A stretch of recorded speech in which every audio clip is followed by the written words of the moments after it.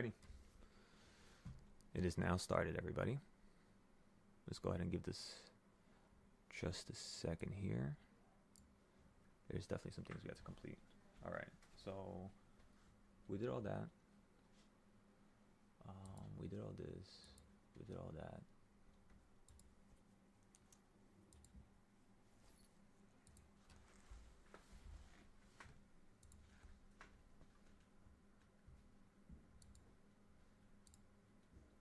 As you all can see, SPY's at 683. I'm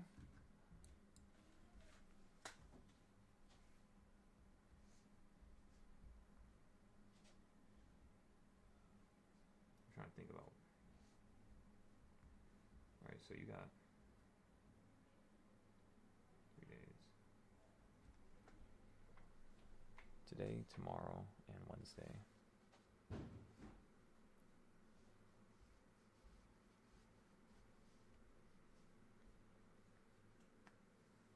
Tomorrow we'll have to make an impact.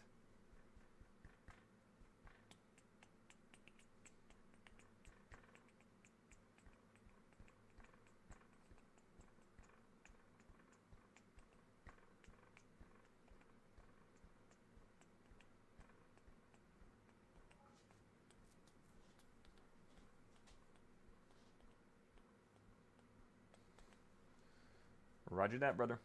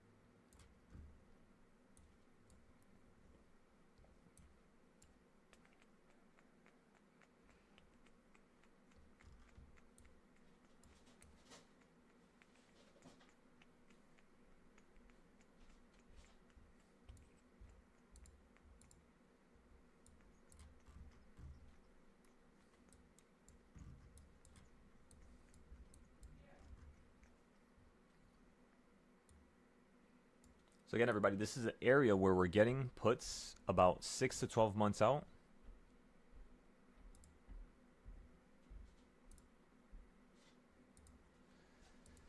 Six to 12 months out, ladies and gentlemen.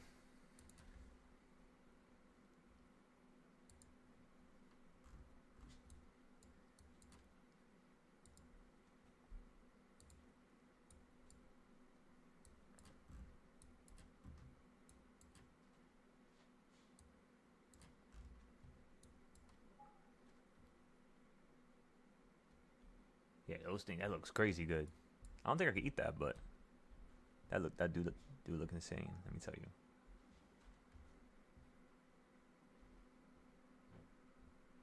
Now, I remember when I used to eat those type of cookies when I was younger, like the soft ones. Yeah, those were amazing. Like, you know, the cookies that are like similar to the red box of Chips Ahoy. Yeah.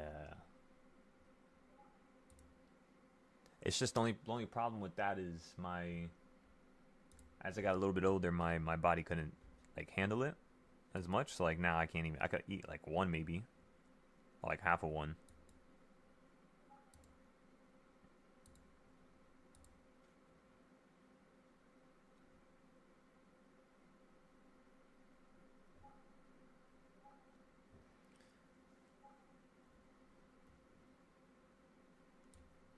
Okay, so earlier today we had a bunch of trades. It was truly phenomenal, really, really good. Insane performance. It was everything we wanted. And guess what? Just a little bit more. So you running up like this is actually insanely wonderful, let me tell you. Now, the reason why is just simply due to the fact that I could show you where the market's running up to. Take that line. You guys remember my silo fibs trading style. Take a line, copy it, slap it to the top, boom. That's how far the market could run up here. So when we closed the live earlier, I forgot what time we closed out on the live. We told everybody right around this area, this is what you're going to do. So we gave you a couple different lines. I'm actually going to allow you to see all of them now. I made them like this because I wanted it to kind of be a little darker. So now take a look at the lines. We drew them when you were at the top of the box. We told everybody you were going to hit the bottom of that midpoint and then get beneath it a little bit. And then once you get a little beneath it, we told you the market was going to potentially hit the top again, maybe fall down on top of it potentially, and then we were going to get some upside. Now, if you would have fell down below the midpoint again after you fell down the first time, like let's just say this candle or the next candle, you could have went lower. So what we did was, I forgot what time it was, like right here at around 12:40. So again, these two lines, the first two, we made them over here at around 12:10. As you can see, one line, which is the green line, it's perfectly choosing that direction. So the next thing I would like to do here, very simply, is just one thing and one thing only. Let's just add a few more lines here.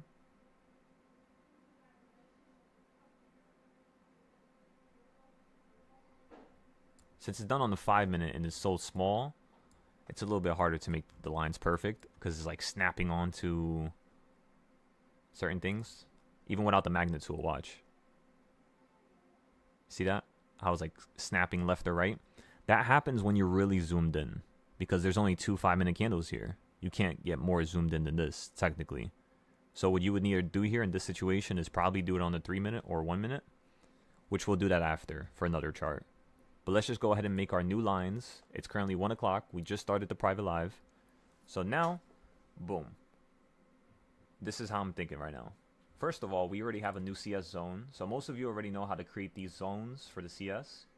If you don't, I'll be sure to link it in the chat right now.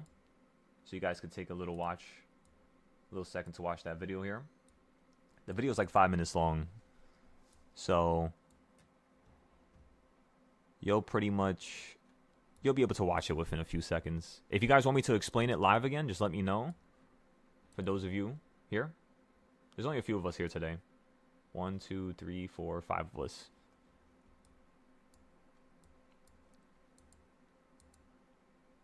All right, so we made the new CS zone. The next thing I'm going to do here, everybody, is do this.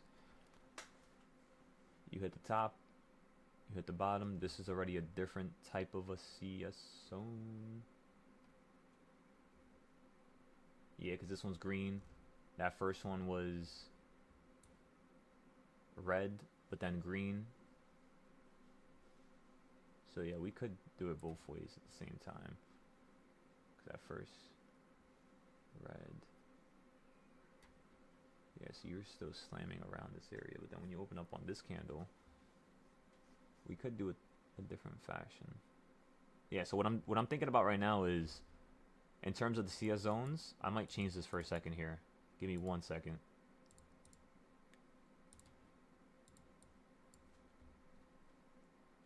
I want to try something.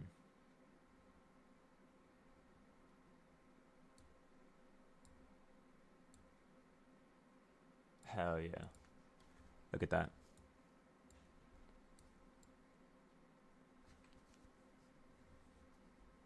Yeah, yeah. You said you like New York pizza? Nah, yeah, I heard people say they love it, but I don't know. I've never tasted it or tried it. I mean, I really can't, but damn, do we have a cook-off going on here in the chat? That looks insane too.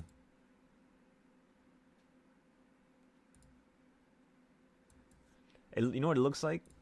It looks like it has the texture of like a brownie or something. You know what I mean? More so than like a cookie, but that that looks insane. Like that texture. Yeah. Shit, I would gain like 30 pounds if I eat those every day. All right, everybody. So, one more time.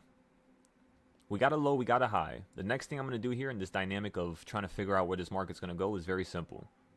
Make a box like that from the low to the high. That's the midpoint. So when this market falls down, it's going to want to fall down to that midpoint right there. So we got to watch it. Make sure we keep our eyes on it. And what else can we do here? So we're going to keep our eyes on that. Keep our eyes on that. And then what else can we do? We got that. That's red. Start from the bottom. Go to the top. That's green.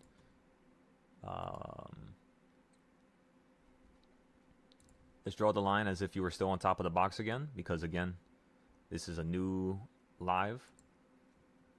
I got to post this on... I forgot to post it on Patreon. I keep forgetting to post this on Patreon just in case people are going to watch it later on. That was the one thing I forgot to do when we were doing the lives before in the beginning of the year. Like the private ones. Because by the way, I haven't done private lives in a little while here, honestly. Like at least to what we're trying to do today. To that degree. Okay, so for the downtrend, this is what I'm thinking.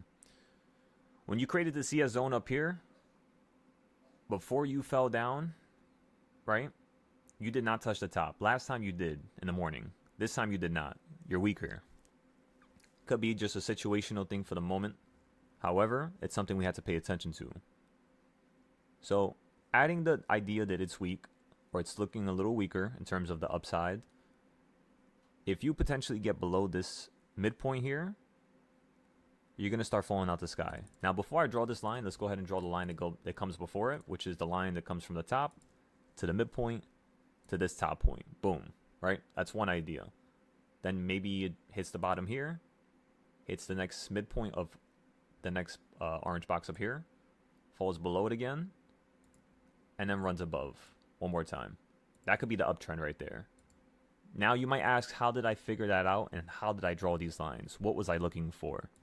Well, what I was looking for, sorry, is basically you falling from this empty space where there's no box into the box, the midpoint, where you would put your stop loss.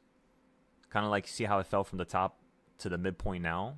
But you didn't really get as close to it as I would like you to, considering the consolidation today.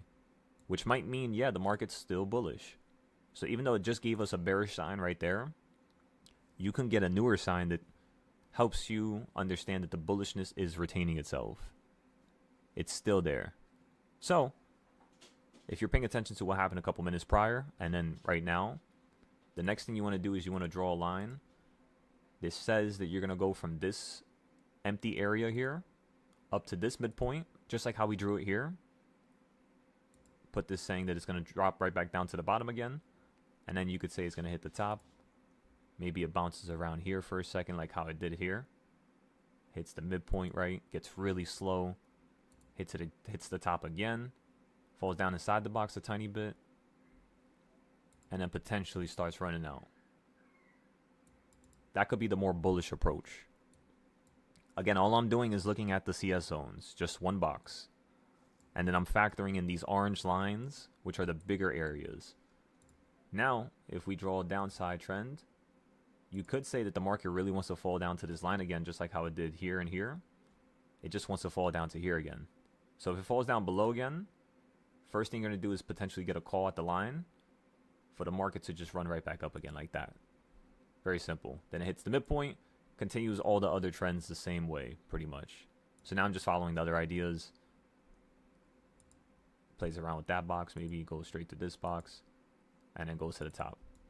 Right? So you have 3 bullish trends. You, of course, have one more bullish trend, which is the very aggressive trend, which is you running from the top right now, like to the top right now, and then running up to this line. But of course, you know what's going to happen to this bullish trend, right? It's very aggressive. Just like the green one at the bottom that was supposed to be bearish. If this one's very aggressive, what occurs is you're going to get a downtrend. Which means this green line is actually going to turn into potentially red here. Where it falls back down to there. Again, you might ask, how do I know that? It's from me seeing it happen so many times throughout the years. At this point, it's basically your regular price action. It's like flow, you know? It's like the way the water goes down the creek. It's always the same way unless something slightly changes, but you're going to notice when it changes, especially if everything is built around it, you know? You'll notice when that tree is starting to fall into the water, when that house is starting to collapse, you know, from beneath because of a sinkhole due to the water kind of splitting ways or something. You know what I mean? You can always tell something's occurring with the environment or the stuff that's currently just in the whole mix of that situation. So yeah, very simple. Now, if the market breaks this line here, where's it going to go? Perfect. That's why we have this one box I told you to create earlier. You're going to fall to the midpoint.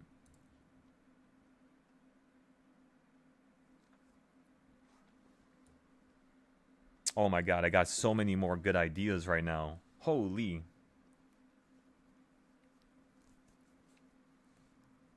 I got so many ideas right now. Let me not lose them. Let me take a note of this. Okay, go to my notes. Open up a note. All right.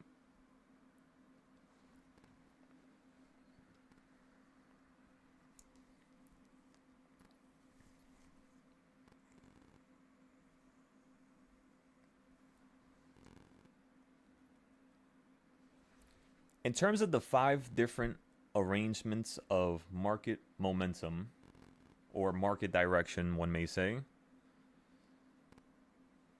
start to attach and start to explain how to play each of those 5 types of market settings with trading styles.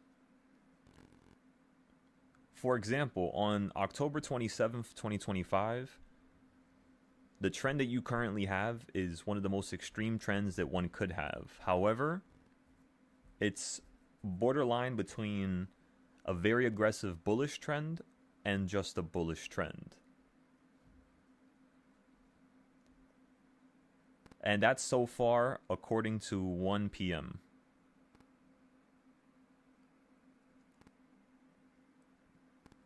So that's according to 1 p.m. For example, on October 27th, 2025, the trend that you currently have is one of the most extreme trends that one could have. However, it's borderline between a very aggressive bullish trend and just the bullish trend. And that's so far according to 1 p.m.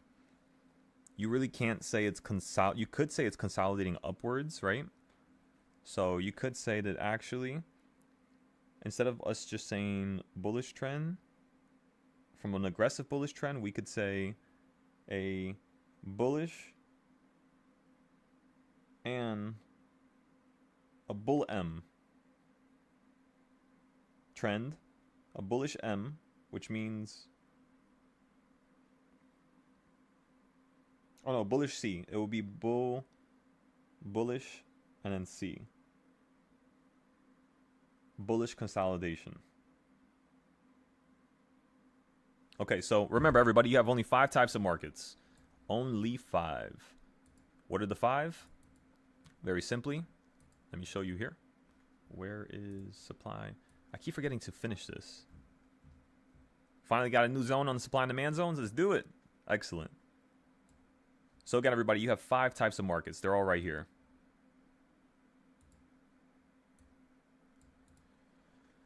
Bullish, bullish and consolidating, bearish and consolidating, and then a bearish market.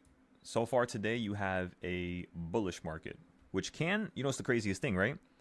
A market that's extremely bullish, like number 1, can quickly switch into a market that's number 5, which is extremely bearish. So like today, because the trend is so small and so tiny, it is bullish. But you could just, I mean, just look at my screen here. Look at that long ass gap. You could just, you know, and it's crazy because how do you play gaps? You go to the start of the gap and then you go into a new high or a new low. What happened today, everybody? You opened up above the gap, you fell down to the start of it, and then look at that. I haven't seen this happen, but I thought that it could happen. It was like a hypothesis I had. Again, I think I've seen it before, but I couldn't put my finger on it. And I didn't really feel like checking at the time because we were doing so many other things. So we could update the gaps and how to play them. because that was literally smack dab perfect. You can't get better than that. That was like a bottom tick before you even opened up, you know? It was like a natural bottom tick that we caught months in advance. Think about it like that. So whenever you get, let's just say, a gap going down, it's the same thing. Let's say if you would have gapped down today, you would have done this, right? You would have fell from here straight down to here. And then when the market opened up over here, right, you would have just went to the start of the gap because, again, or actually, no, let me draw better. I got you right now. It would have done something like this. You go down to here, and then you feel a tiny bit of it, right? Go down a little bit down here, and you just stay right here in the middle. And then when the market opens up, you're somewhere down here. You run to the start of the gap, which is, you know, what you didn't, or where you started filling stuff, like right there. And then you literally just play puts going straight down. That's it. That's the opposite of today.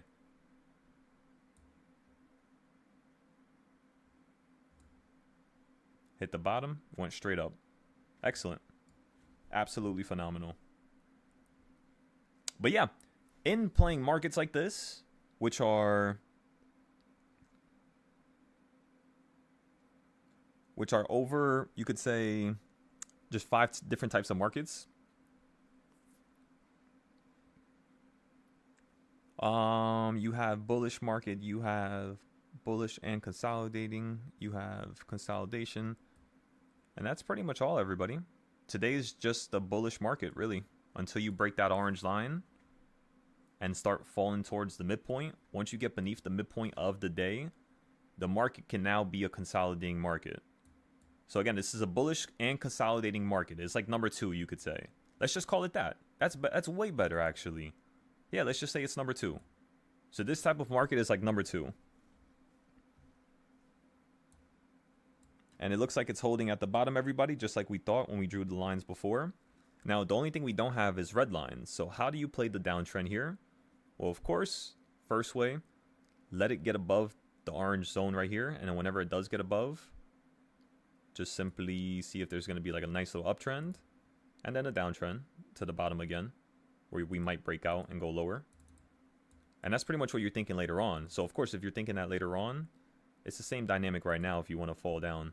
Which we already drew it, but we didn't draw it as specific as like this right here, where you'll have a double point of confirmation, potentially hold at the bottom of that box, maybe, and then fall down lower. Or instead of you running up again, you're just going to keep falling to the low, where you're going to hit this same low as this morning, and then start to bounce up here, back to the midpoint. Or I guess a little bit above the midpoint, like slightly above it. Okay, so now we can color these trends red. That one's going to be green. We can have another red trend. We can have a trend right here. Like, let's just say it gets crazy. Oh, why did I make a box? You can go right about here. Oh, wait. Right about here. And then we'll just be like, boom. This thing is literally just going to drop to a new low. Potentially run up to like number 1. And then after it does that, then it's going to fall down even lower. That's like a really aggressive downtrend. That was what you were doing all last week, pretty much. You were like leapfrogging into different territories, you know? So again, everybody, the CS zones, we're done with this today. We have nothing else to do here. The only thing I would like to do at this point, going forward, is now create a new supply and demand zone, just like Culinary had stated a couple seconds ago. Looks like you created one. Hey, you created an insanely large one right here at 1045. Yeah, that's crazy. That's a crazy ass supply and demand zone. On the 15-minute, yeah. Yeah, that's insane. How long? I mean, it's not that big, because today's price action is kind of short. It's only about $1 and... Or not even. It's about 80 cents. That's not bad at all. So it's about an 80-cent zone. That's pretty good. I could be off there. My math might not be mathing right now. But let's move on to the next thing we got to go over today. Since we already have this now. I'm going to have to fix the screen later, but that's when I fix the other chart. So that chart's done for now. That chart's done for now. Chart number 7, everybody, the one we started with this morning when we first started the public live, not the private one. But when we first started the public one, it was up here at 684.09. That was basically the idea that we were talking about with playing puts. So if you guys want to wait to play puts, it's anywhere near this first circle, second or third. If you're trying to play calls, this trading style doesn't in particular have any call levels like for consolidation in the middle, because this is not meant to be played or used for consolidation. This is supposed to be for like big markets or like just large trends, you could say, just like chart number 2. However, I might upgrade this now that I see where it lacks. And this is some of the stuff you guys need to think about when you're charting, right? Like, how can I improve my charts? What can I do? I have no idea what to grab or what to look at or what to do, what video to watch, what idea to make. What do I do? And the first thing I would tell you is simple. First thing you do, pick a time frame. Meaning, what contracts do you normally trade? Do you trade 0 days, 5 days, 10 days, 20 days? Like, what it is do you trade? Are you trading a 60-day, a year-out contract? Once you solve that, and that's checked, let's come up with a checklist right now, actually, for you guys on the Discord. And then you guys could just use this whenever you want. First thing is first, pick a time frame.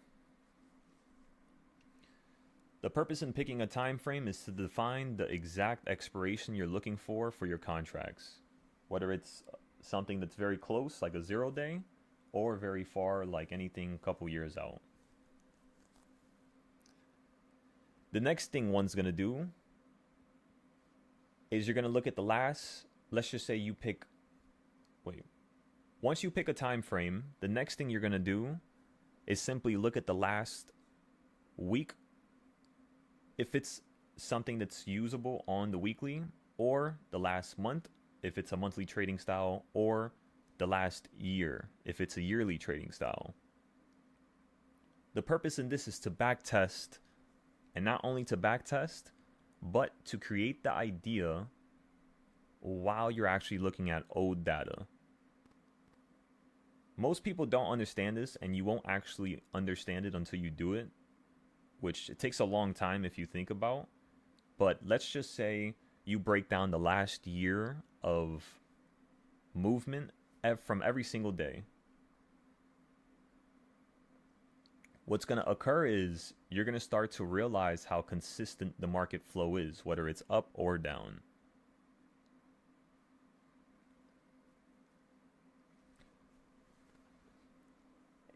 And in doing so, you'll start to recognize many patterns which are performing throughout the market.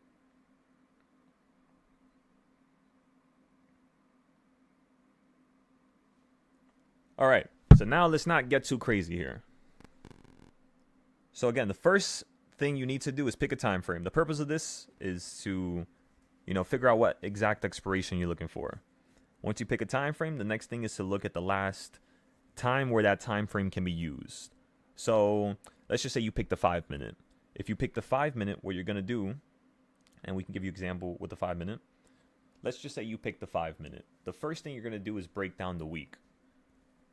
If you're looking at a day trend, meaning the last day, that is 2 days in total. The reason why that counts as 2 days is because you're looking at yesterday to today. However, since the day is not over yet, you could still say it's your last day's trend. Again, follow along here. The first thing you're going to do is look at the short term, really, really short term when you're on the 5 minute. Just today and yesterday. The next thing you're going to look at is the past 2 days to 5 days.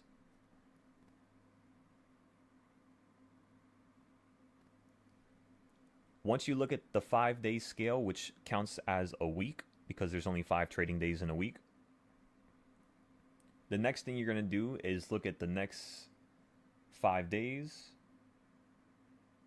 I guess since you're going back, since like you're going backwards, you okay, yeah, so 2 to 5 look at is the past 2 to 5 days. The next thing you're gonna do is look at the next, not the next, so past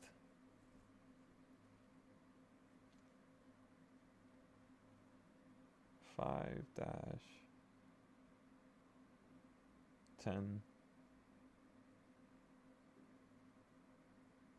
days. Okay, so the next thing you're gonna do is look, and again, I'm gonna go over everything once I'm done organizing this for you guys. First, we gotta get all the ideas on this note. Okay, so boom, you break down the time frame. There's a reason for that.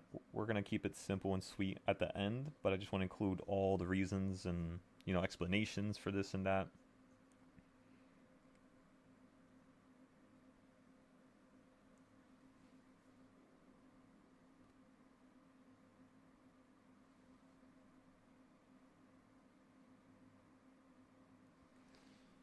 While you're looking at the past 5 to 10 days, the one thing you need to consider is that now you're looking at the weekly. Weekly as in 2 weeks, not just one. Just like how for the daily, it's 2, but basically you're still not done with that second week, so you can't count it as the second week yet, you know, until Friday closes. All right.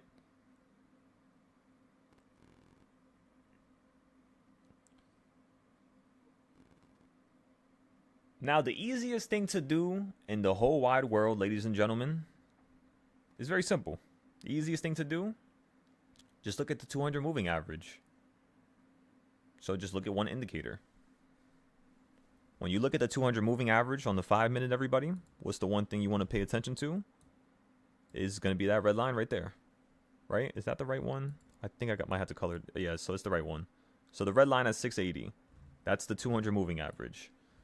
So let's just say we look at today's data. Today and yesterday, extremely bullish. Extremely. So extremely bullish, it's going to cause a flip here very soon where you're going to drop. How can I depict that?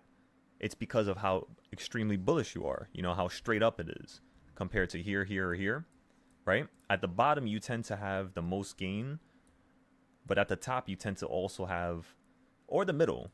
It's either the top, bottom, or middle. That's how you gap. So sometimes it gaps up into the top. Sometimes it's gapping around a midterm like area, or sometimes it's gapping around the bottoms. That's why around 6 or 480, remember you guys remember that? 480, what happened? You had like gaps every other day and you didn't fill them. So, and the gaps were really large. So it's the same thing at the top, basically. Just flip it. That's basically the idea with gaps, by the way. That's how you could also predict gaps and time them. You just look at a bigger chart, like a monthly, like this. And then you're just like, all right, 687 is very important. 678 is also very important. When you gapped up here, what level did you gap up from, everybody? You gapped up from around 678. So you stopped perfectly on that pink midpoint. And the first thing you might ask me is, where does that point come from? Fantastic question, ladies and gentlemen. That point comes from when Trump crashed the market from 613 to 480. You take that box, just like this, copy it on top of itself, and boom, you get this dotted line here. So that's the reason why the market does that, as you could tell. That's the reason why I can always predict gaps. It's because it always happens on the long-term monthly DARP every single time. Even if you look at large drops, like out the sky, like look where the market stopped last time when it fell down. If I hide everything, like right around this area or down here. When you look around this area, the first thing you see is that dotted line, which is the blue line. Market instantly fell to there and started slowing down. You did yank down a little bit more, but the next couple of days you used it as support. So that turned a point that was, oh my God.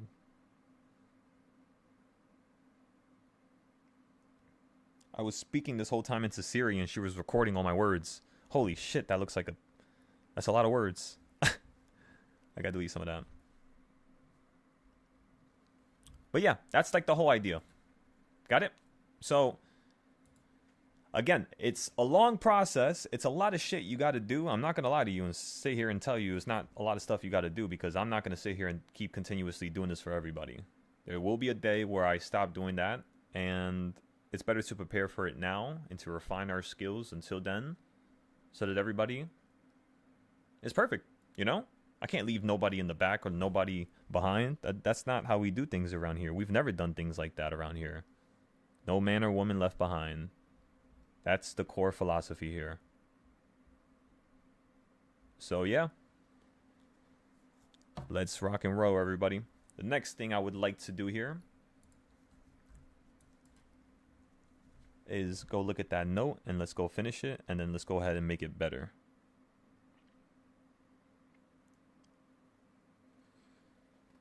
Once you chop up the market into these different sections,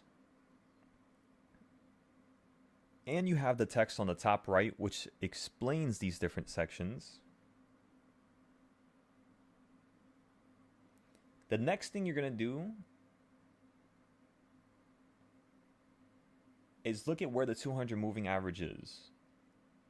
When you find the 200 moving average, the next thing is going to be to see if the market's above it or below it on the 5 minute. If the market is above it, the first thing I want you to confirm is, has the market touched the 200 moving average that day? If the answer is no, that means the market is currently doing a ghost touch.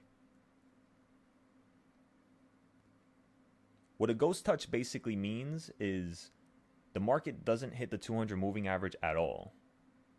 Instead, it acts like it wants to hit it. Meaning, at certain points throughout the day, you fall into the 200 moving average. Look at how to trade a ghost touch in the Discord to see all entries and exits that one may have along the process of a ghost touch. We've already done this all, by the way. So this is already in the Discord. For those of you who don't know, a ghost touch is basically this right here. You had one yesterday, you had one today, but you didn't have one over here on this day. You touched it. I believe, yes, you did, right there for a second. So that's something you usually do when you're running up, and gaps usually occur when you actually have a ghost touch one day. So because you got a ghost touch on Friday, it told us that today was going to be a gap. Crazy, right? So it's like these simple trading styles, when it has its own core reason and functionality, and then there's another one that has its own reason and core functionality, and then you have another one, and then you keep combining them and mashing them, what occurs is it's like Midas glasses, you know what I mean? You know what Midas touch is? The guy who turned everything to gold, right? With everything he touched. It's the same thing, but with glasses. It's Midas, right? Or am I wrong? No, you're right on that. But I was talking about the ghost touch. It didn't touch anything on Friday. No, yeah, that's what I said. Since you got a ghost touch on Friday, you got a base. Ghost touch was when it was like real close. Nah, a ghost touch is not touching it. Oh, at all? At all, yeah. So like Friday, you can't say it was a ghost touch because it touched it in the morning. But like, let's just say today we touch it at the end of the day. Well, then that's the end of this segment here. Because usually you only get 2 of them in a row. 3 of them if the market's stupid bullish. So if the market wants to run up to 588 or 688, which it definitely wants to, it feels like it. That's the reason why we knew it was going to get above 670s, which is also the same reason why we only bought 2 options for the downside. It's because we wanted to see this pump up a little bit higher and then fall into the 670s from a higher point. But yes, so we're looking at a very bullish idea. We want this market to get really, really fast at upside. And all we got to do here is every single time it just falls, you just literally play calls at the bottom. But yes, today is a ghost touch, just like Friday so far at least. When you have a ghost touch, you tend to do 2 things every single time. This is how I always have everybody play a ghost touch. Because at the end of the day, you might touch the 200. Just like Friday, you were falling into it. You could do the same thing just like Friday. And remember, we played puts at the top right here, and we went up by 500% from here to here. So we're just going to copy the same thing today. I hope you know that. Towards the end of the day. Hopefully it drops down at the end of the day again, and then we can get like a cheap-ass call. And it just do the same thing. If not, if it runs up, we'll just play some puts. But yeah, I'm thinking we'll get a crazy-ass trade to the downside here. 500%, remember that. I forgot how much we spent. It was like $5, $4, something like that. Yeah, $4. So you turn $4 into like $20, $25. Just like that, everybody.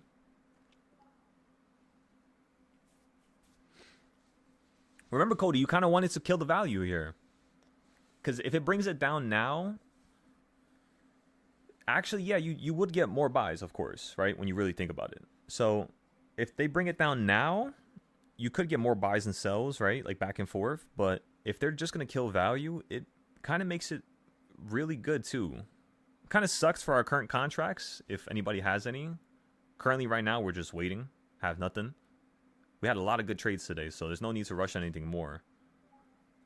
But yeah, let's just wait for 2 o'clock, 3 o'clock, like 2:30-ish, 3:20-ish, 3:30. Let's get into a cheap trade again, and then let's see if we can get another 500% gain. That's all we got to do. If we got it on Friday, that means we could do it today.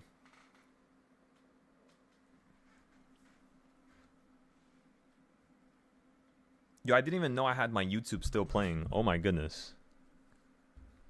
I thought I started the live. I did. Private live. 10:27:25. Let me see. Maybe it's lagging. I think it was doing that earlier when I was trying to refresh it, and I was like, it's not refreshing. Oh no, we do have people commenting. I didn't make it private. Oh my god, I forgot to check that. Yeah, I haven't done this in so long. Forgot to turn it off because I had to switch like a setting. Well, we'll just leave it on for now, I guess. It's already 1 o'clock, almost the end of the day. But yeah, Pete, so gaps occur with a ghost touch, but it's not the only reason for it. Like, just because you got a ghost touch on Friday, you're not always going to get another gap going into the next day. But it is a possibility, you know? So it's like something you should raise an eyebrow for. And then you look at all the other ways that we predict gaps, which is with DARP. Remember, gaps happen because of DARP. DARP is always the most important thing. The first thing I've ever taught you is always going to be the most important.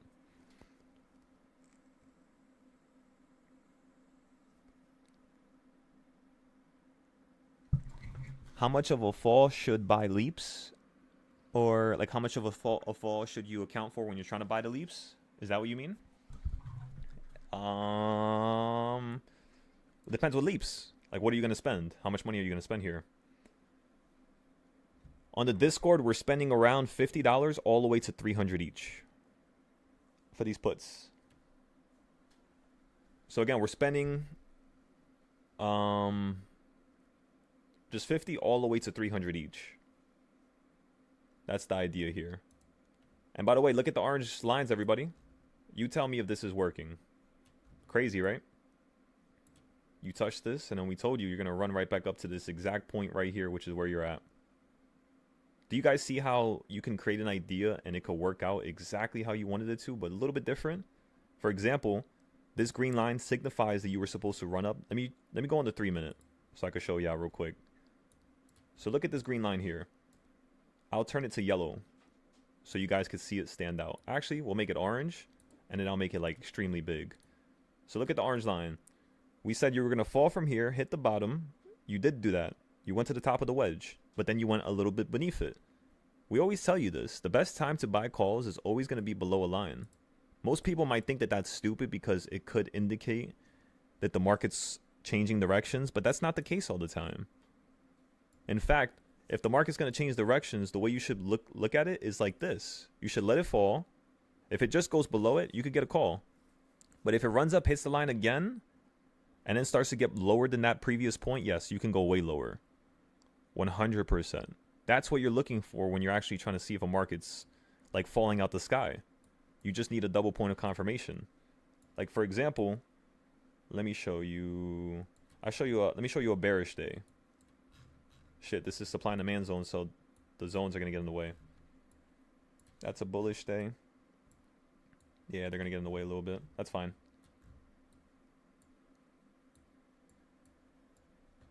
So the idea was basically, let's look at opening price. Let's make a line that goes from the top to the tippity top. And then the next thing we're going to do is we're going to take that line, simply just clone it.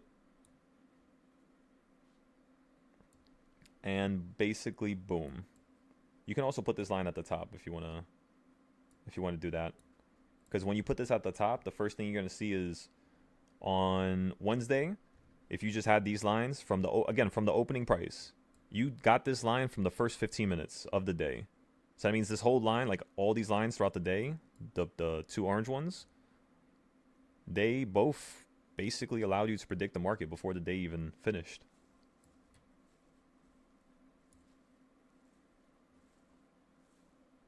So,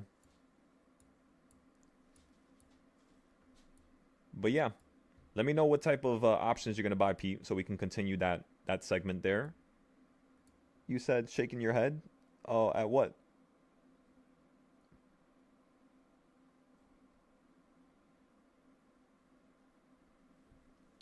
But yes, so on Wednesday, you had these orange lines. You hit the top. Then you took the line, you copied it to the bottom here. And then, as you all could see, you have a beautiful downtrend, went below it, smacked the line. But before you smacked the line and you went lower, what happened? Do you guys see what I'm saying now? It fell below the line, ran up to the line, and then went lower. You always get this. Not always. Let me not say always, because sometimes with crazy bullish markets, you don't really get that trend. Like this is a really nice downtrend right here. Like really, really, really nice. If it's more aggressive, it's going to be a little harder to trade it. For example, let me show you an aggressive day now so you can see how to do it there. Look over here. Even on an aggressive day like October 16th, where you fell from 668 straight down to 657, that's a lot of money. You know, that's $11 straight down, $11, $12. Think about it. What did you get on the 5 minute? Or right now I'm looking at it on the 3 minute, but the 5 minute is going to be similar. But do you see how the first time you fall below the purple, you're hitting the bottom, then you get below it, then you go through it again, then you hold it. That's bullish. So you're going to go higher. You know what I mean? But over here, if you look at the right side, you fall to the top of it, fall through it, hit the bottom of it, go into it, get stuck to the bottom of it again, double point of confirmation, right? And you go down lower.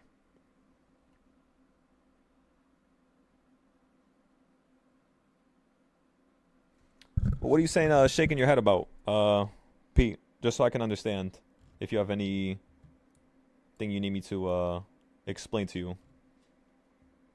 You said you feel neglected? Well, you guys have to understand, this is for a private. This is for the private. This is not supposed to be for the YouTube. So I'll respond to you guys and help you guys out if you're saying something, but this time is dedicated towards the students here on the Discord.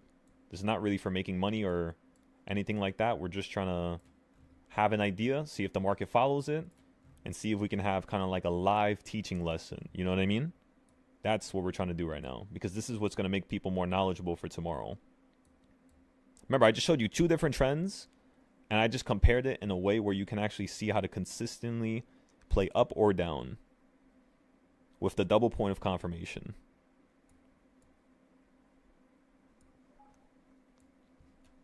We did the exact same thing last week, I think Wednesday. Let's go take a look. Last week, Wednesday. Let me try to map this in my brain. Boom, boom, boom. All right. I got it memorized. Go before I forget. Yeah, literally the opposite. That's crazy. Yeah, you're right. Yeah, you're right. That's beautiful. It's so funny how they like perfectly simulate.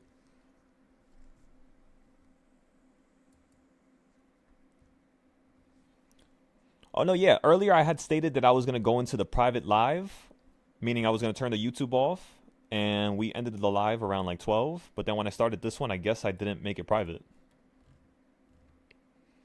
So yeah.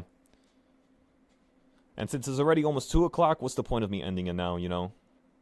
We don't have that much people on the YouTube anyways. So I'll have you guys in the background so you could like see how I actually teach people privately, because this is how I do it. This is what teaches people the most. It's not actually, you know, looking at all these crazy companies all over the place. It's just coming up with a plan, being patient, calm, cool, and collected. Don't rush nothing. Don't overstimulate yourself. Come up with a simple plan, just like this orange line, right? Nothing too crazy and complex. And then come up with another idea, and then another idea, and then another idea. And eventually it's going to follow one of those ideas, you know? So technically, think about it, everybody. Can I ever be wrong? Now you see. There you go. Because I'm doing so much stuff, yes, it is a lot of stuff. It's annoying. In the beginning, it was very annoying. I didn't want to do this.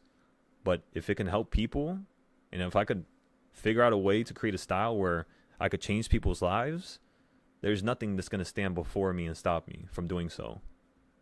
Nothing in this universe. I will help every single person, and that's the reality of it. I care so much that it doesn't matter how I feel.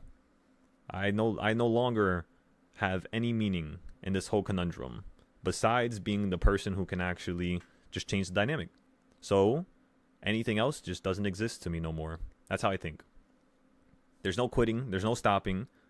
There's no letting people get left behind unless they look like they want to get left behind. Then I'm going to, let them know, put them in a program where I can train them.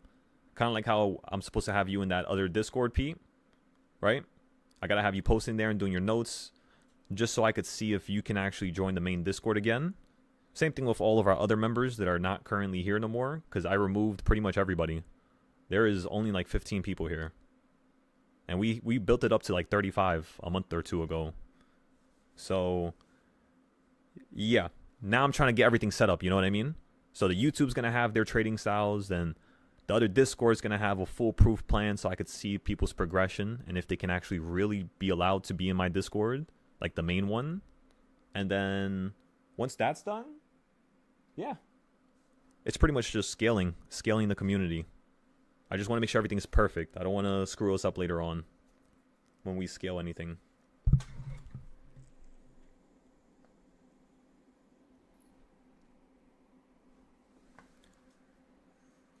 No, yeah, it happens. Stuff happens for a reason.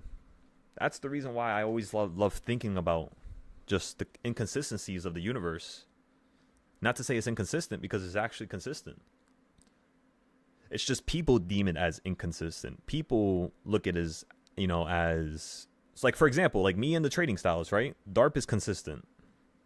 But there's inconsistencies that are existing inside that DARP. Some days you don't hit the line and fall from it. Some days you fall a little bit below the line without hitting it. Those inconsistencies, you may think that's inconsistent, but it's not. It's actually all consistent, just like the universe. But the one thing you want to realize is, how can you easily just get into entries? How can you not force something? And the first thing you're going to need to do is be patient. You know how much entries we missed today because we forgot about them? And they all went up 50 to 100%? Especially the calls. I mean, just look, you're at a new high. This morning, we only said to look at the upside. We said we were going to look at the downside for you to fill the gap. But I kind of want to see this go up higher. It might just start shooting through the 680s into the 690s. And we were correct about it. Well, at least for now, right? You might still fall out the sky here and change directions. It's an idea, and you're following the idea. But the idea can turn against us. Not in a way where we lose profit or money, because, yeah, this is already profit. But in terms of just the idea itself, not profit. Does that make sense? Like, you could be right, but you can make no money. Or you could be wrong about your idea, but still make money. It's a conundrum, to say the least.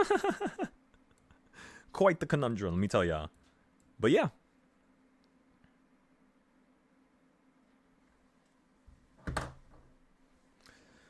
Alrighty, ladies and gentlemen. It's time to bring the energy levels right back up.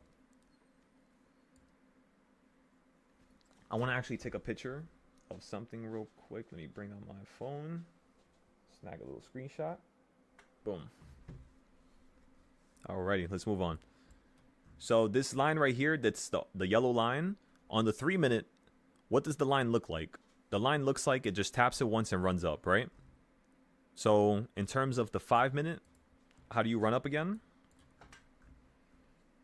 You get below the line, and then you instantly start shooting above it.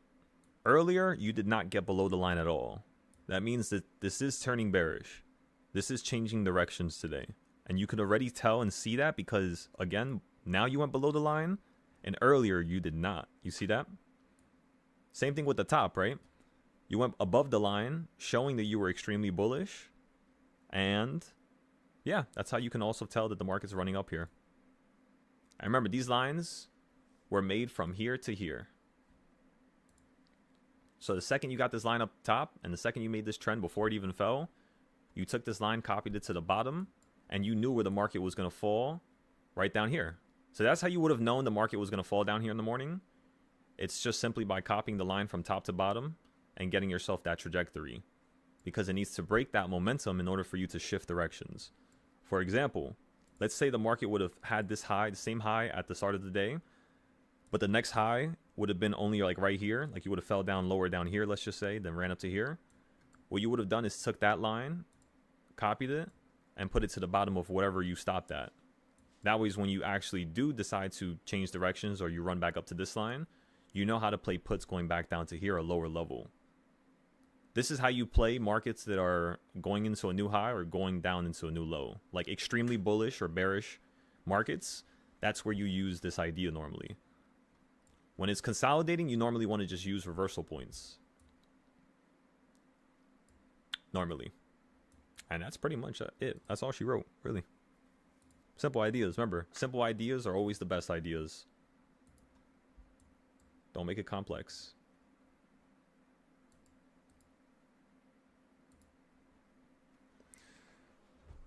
But yes, ladies and gentlemen.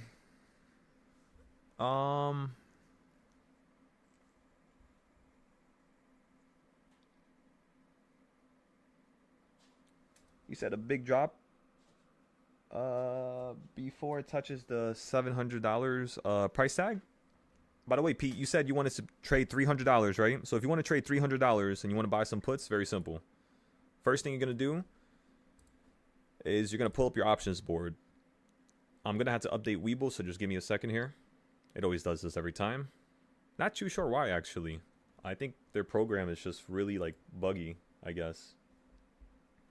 It's all good, though. We can go around it. All right, can you please open? There you go. So once you open up Webull, please don't tell me to update it. Please don't tell me to update it. You look for puts. Again, you're spending $300, so you're going to be able to get something that's at least 60 to 90 days out, which is around the perfect time. That's around the time we think the market's going to start to actually crash out the sky, right? So let's just say you want to get a put right now. The one thing you have to understand, Pete, is do you want to get it now or do you want to just wait for it to hit 740? It's a question you have to ask yourself. Because right now it's going to be a good entry, but it's not the best. Meaning, wait, that thing just confused me for a second. I was like, what am I reading? So yes, right now it's not the best entry on the 6 month or like 1 year scale. But let's just say you're trying to trade a weekly contract or a monthly, like 30 days out. Let me show you something. Just give me 1 second.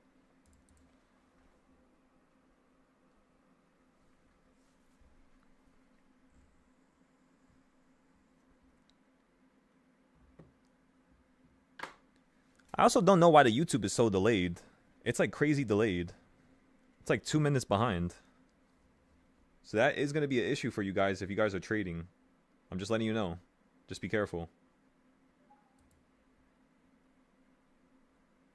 All right, Webull's installed. Let's go ahead and look at the contracts real quick. Did it just ask me to install it again? How?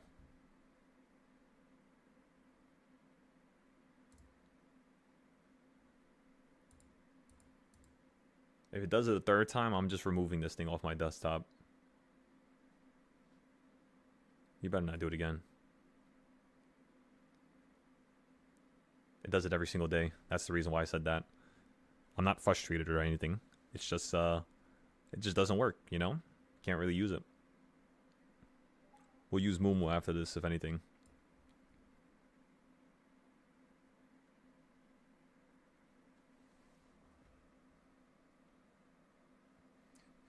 Yeah, so those parallel lines are part of my personal trading style, the silo fibs, which is a trading style that I only teach the teachers. That's not something that I openly teach out to the YouTube. I did at one point, but because the people that were using it at the time treated it because I gave it to them for free.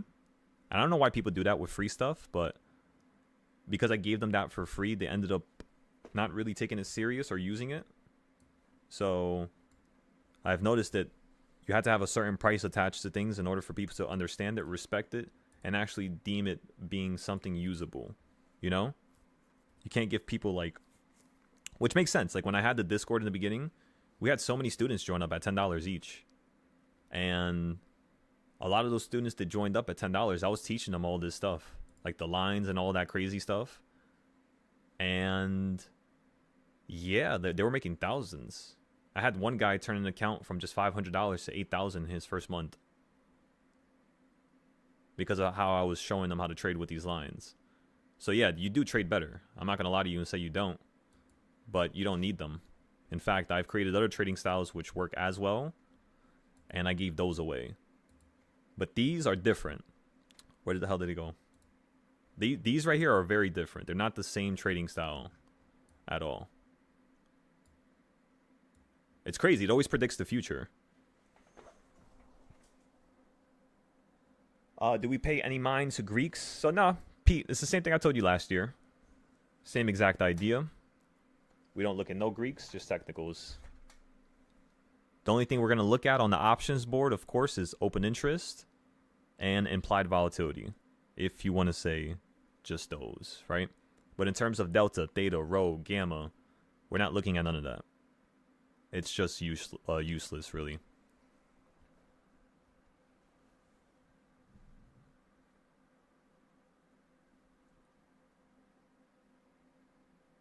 You said buy now, average down later. Exactly, brother. That's what I want to. That's what I want to hear you say. So this is a fantastic area to get a put from, but it's not. It depends on what you're trying to get it at. If you're trying to get a 60-day or a 90-day, I wouldn't say this is the best time to buy a 90-day. So that's off the list. That's what I was trying to explain to you guys earlier, was that because of where we're at on the grand scheme of things, you can actually tell, like, all right, should I buy a 9-month out contract, a 1 year, a 6 month?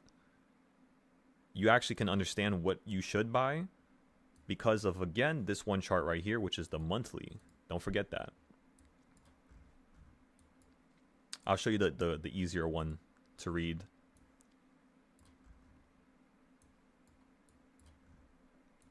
All right, everybody. So 671 was supposed to be the initial 1/4 point because 740 is the high. Actually, I think I'm supposed to fix these boxes. Yeah, I got to fix these boxes a tiny bit. So it's going to be right around 673, 672. That's like the low down here. However, what I'm trying to say is because you're not at 740, like all the way up here, you kind of don't want to get your 12-month out contracts yet. Same thing I explained here, right? The only thing you should be doing here is potentially getting 6 months to 3 months. The 12 months is going to be right here at the top.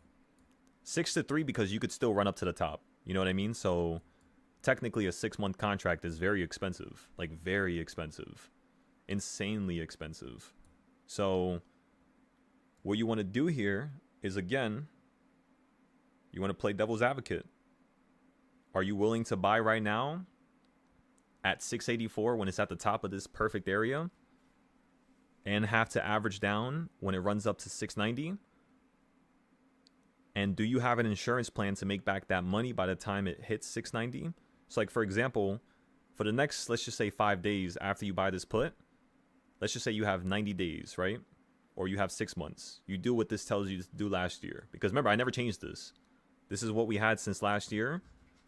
And yeah, you're in prime put territory now. That's the idea.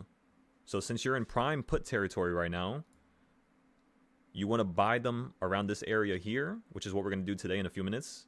And then after you buy them, you want to average down around a little bit like higher than it, just slightly higher than it, $5-10 above it. That's all you want to do. And then what you're going to do is at 740, that's when you're going to get your 12-month, 2-year, you know what I mean, the crazy contracts, the $1,000, $200 to $600, $900 contracts, whatever you could think of. That's when we're going to be doing that again. Last time we did that was February 21st, before the market fell because of the tariffs. And then we did it at the bottom again at 480 to play the trend going right back up to the 700s. That's basically what we did before. And both directions were perfect pretty much. So we don't got nothing to worry about if we're trying to play these areas again. So the idea is to buy a 6-month to 3-month put, right? So everybody follow along, right? You get a 6-month to 3-month put, right? You pay $300. Over the course of the next week to 3 weeks from you buying that put, you're going to make that money back very slowly. You're not going to try to rush it. Once you make that money back, the next thing you're going to do is potentially average down on the play. Or if it's at an extremely new area, let's say you get above 690, like 690, let's just say 693. We're not going to play no more puts. We're going to wait for it to run up to 715 and 740 now. Does that make sense, everybody? So again, now we're playing puts because you're in prime territory. When you get above this territory, we're not going to play no more puts, no more averaging down, no more nothing until you run up to this higher area up here. That's to reduce the amount of times that one needs to trade and make a potential mistake. So we're just heavily reducing the amount of plays that a person would have throughout a year. And then we're kind of like simplifying it so that you can see all the plays that are in between. Because these are like the monthly plays. And in using this, so watch this now, right? So you're at 680. If you're going to play puts, the first thing I would tell a person is to play puts going right back down to 667. That's the first major idea because that's an equal reaction of your current high. So the equal reaction 667 for, let's just say 30 days out. Let's go take a look at it.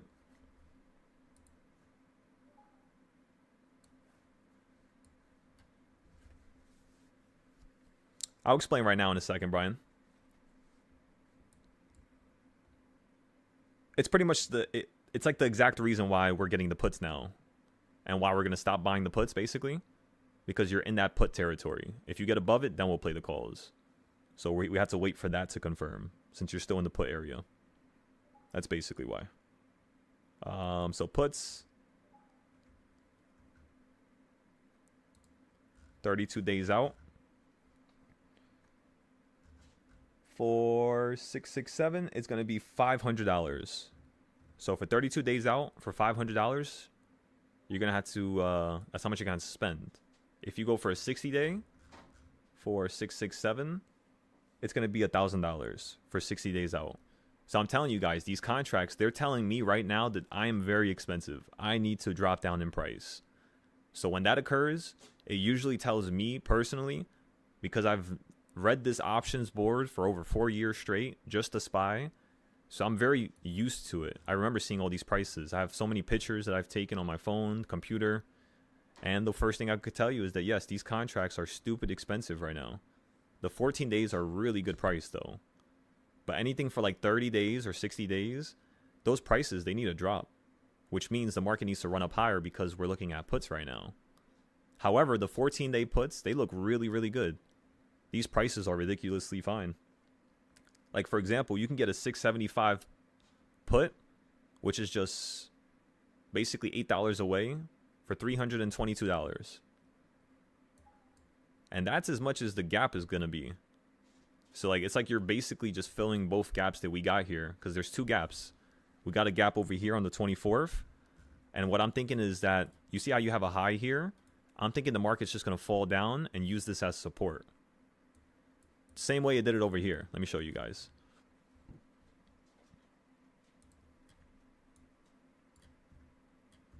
Okay. So let's look at the recent highs.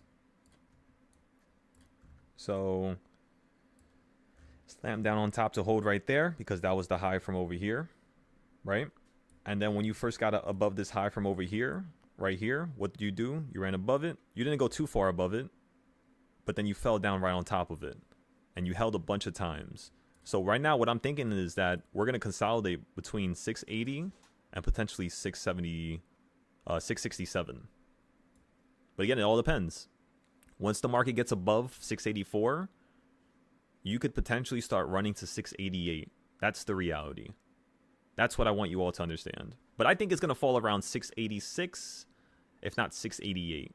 So we still got another couple hours here, I guess, or probably another day before we have to go crazy on the puts. I'm just waiting for the end of the day to buy my puts, which means if it falls, it falls. You know, I missed it. But I'm happy with that. I'm fine with that. That's what allows you to actually, be successful with this. It says create your Ninja Trader arena profile. Excellent. Make sure you guys sign up for that Ninja Trader challenge, please. We're going to be trading futures tomorrow on the challenge, and our goal is to basically get the top 10. I want this whole Discord in the top 10, top 15. Every single one of you are capable. You just got to plan it. That's it. That's the last component at this current time. You know? All right, so let's go back to the YouTube stuff. You love what you said about having to have a certain price action attached to things for people to respect it. Yeah, so we went over that, I believe, in October of 2024. That's when we went over those videos for the wedges. That was when we first started telling people how they should go about attaching things to certain prices, like the double point of confirmation. We really started going in depth on that day or on that month. Open interest and implied volatility, pay attention to it. Yep, that's pretty much it. Nothing else. And have an insurance plan to make the money back if your contract doesn't go your way. Exactly. But that doesn't mean that just because you buy something for $300 and it's down $10, you're going to buy something for $300 saying it's going to go the opposite way. You don't do that. So what you want to do is you want to get a very cheap play, $10, $20, $30, and you want to nibble at it. In the beginning, just nibble, because you need to test yourself, you know? Once you get a little better and you can see the consistency behind your scalp plays, which make that contract 6 months out free just in case it doesn't go your way, boom. Now you're literally unstoppable. The next thing to do is to scale the unstoppableness, right? To scale your ability so that you can actually start making good money now. Because, again, becoming unstoppable, you know what that means? You're just able to break even. That's it. That's what being unstoppable means. You can at least always break even, so nothing can stop you. But that's not good enough. We got to go a level above that. And the only way to really go a level above that is with repetition. Just get some reps in. Reps. Train the muscle. Train the memory, right? Train the muscle memory. Train everything. Train your instincts to the point where if you got to pick up something from across the street and you're not in the gym no more, right? You could still pick it up in proper form because you learned that form from the gym, from doing so much reps. Come on now, ladies and gentlemen. Practice. Practice makes perfect. Practice makes you grow. Practice makes you better. That's the only way you can become better when trading this market. Don't make it seem like just because you had a loss that the world is over. Just meant you were wrong. Find out why, fix it, fix the leak. You know, because if you don't, the whole ship is going to go down. You're going to kill everybody. You got to fix that leak. Always fix it. Do not let your ship sink. And those leaks, they come from losses. So just because you have a loss doesn't mean it's over, you know? You can always patch it up. All right, ladies and gentlemen. You said have an insurance fund to make the money back. Exactly, yep. We talked about that. So we scalp trade. Like, I'll buy a 6 month out contract for like $2,000, right? And then literally over the course of the next 5 days, I'll just trade with $50 every day. And think about it. With just one $50 contract with a 0 day, I could turn that into $100, $200. On Friday, we turned a $5 account into $25. If you get, let's just say 5 of those, right? For $25, what's $25 times, let's just say 4? That's $100 right there within one day. The next day I turn that $100 times 4 again. Let's just say I get half times 2. Let's just say I get 20%. You know what I mean? I only get to 120. The third day, well, if I got a lower gain on Tuesday, you know what that meant? It meant because on Wednesday I'm going to get a higher gain. That's what that meant. So just because I get a loss or my profit is not what I expect it to be on one day, again, what I expect it to be. After getting those reps in, you can have expectations. Because now you know what the level is of being successful and repetitive. You know what I mean? So that's the main concept. And yeah, once you get that, to the point where it's repetitive, yeah, but, before 5 days end, think about this. You bought a 6 day out or 6 month out contract and you spent $2,000 on it. And just within a week, you just turned $25 into, $500-$600 within a week. The second week, come on now. That thing is going to be like $1,200, $1,500, even if you do it slower. Because think about it. If I turn $50 or $20 into, let's just say $500 within a week, that next week, I better be able to do the same thing, if not half. If I don't do even half, that means I, somewhere along the line or along the process and the equation of me trading, I messed up somewhere, and I got to fix that. You got to self-reflect. Don't just be like, oh, it just happened because it's random. Nope. I did that in the beginning, and it made me wait 2 years before I started realizing you can actually fix your mistakes. Because everybody kept saying everything was random, so I believed it. I really did. Because there were respectable people that I, loved. So of course I would, right? Now, once you make that money back for those contracts that are 6 months out, what do, everybody? Next thing to do is going to be using that profit that you just made back. So again, you had $2,000. Let's just say you had $2,500. That $2,500, you only used $25 and you brought it back up to $2K. Now you have, let's just say, your other contract that you paid $2K for. Now let's just say you're down 50%. So you're down half, but you made the money back. So now your whole entire account is just down 1,000, right? From 4,500 because you made 2K. So again, you went from 2,500 to 4,500, but one of your contracts is down, so now you're at 3,500. What is the next thing you're going to do? Think about it for a second. Think about it. And then, let me tell you. Ready? The first thing you're going to do is put a quarter of your profit that you just made from that 2K, a quarter of it, average down. That's what you do. And then you make back that quarter. And then you keep growing your account, get your account to 6K, 7K. The next thing you're going to do, use another quarter. It should take another week. Because remember, these contracts are 6 months out. They're not going to move that much within a week. Unless the market just falls out the sky. Which is possible. That's kind of why you're holding these contracts, is because the day the market falls out the sky, you're going to make so much money that even if you're down 50% for 3 months in a row, all it takes is 1 day, 1 week, and now you're up a ridiculous amount. Just like that. It happens to me all the time. Like, for example, let me show you guys something from last year. When I was teaching Danny how to trade and we were having personal one-on-ones, the one thing me and Danny would always have Danny do is we would basically always look at this specific trend, which was you would run up to a 6 or a 4 and you would fall out the sky. So when you first ran up to 560, you ran to 564, then you fell out the sky. You fell all the way down to here, then you ran up to the top in September. And what number did you stop at?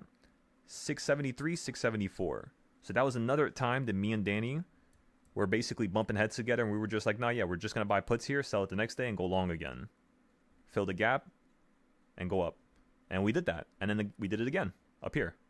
So again, you hit a 4, like right next to a 4 to 6, you fell out the sky again. And then we just keep doing this over and over again. And then over here, the market started changing. So you started running to a 1, like around the 1, around the 9, and then falling. And then once we saw that, we were just like, yeah, stuff is changing directions. So if we're getting that type of price action now, Meaning, let's just say the market basically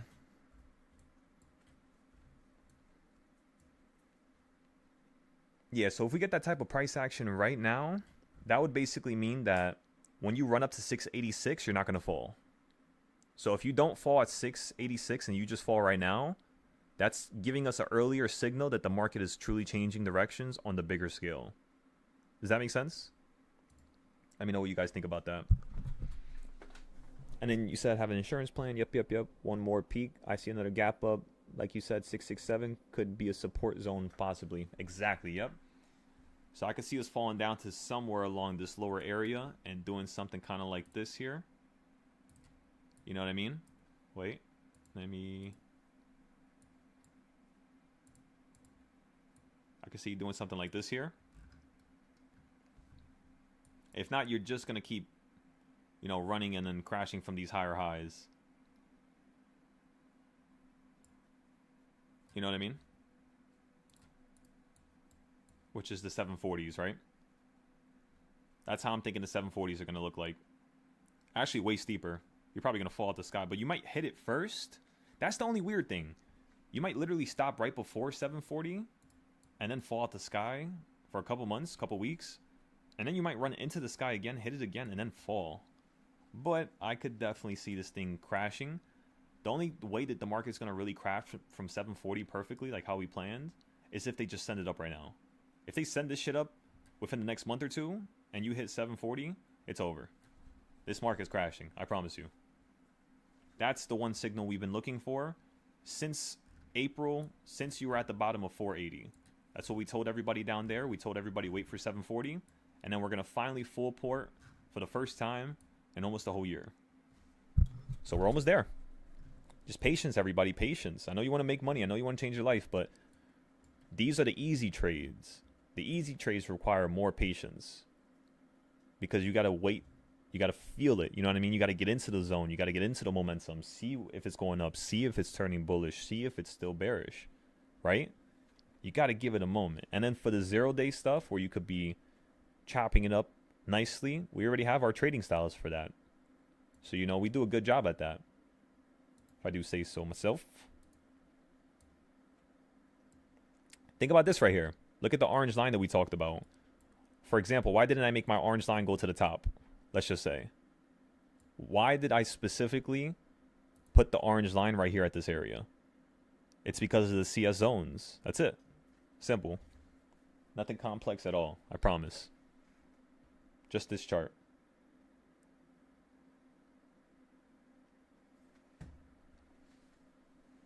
Yeah, that's pretty much it. I'm telling you, simple ideas always work the best. So yes, if the market slows down here, you are gonna turn red. Just like that. You're gonna fall right through this line, get beneath it, double point of confirmation, then go down lower.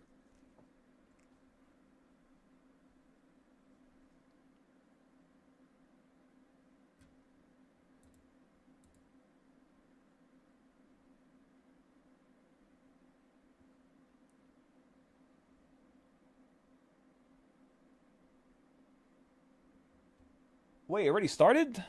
For Ninja Trader? Wait, what? I thought it was tomorrow. It said the 28th. Don't tell me they fucking started it now. Oh, that's messed up if they started it now. Let me see. We're gonna switch gears if they did that.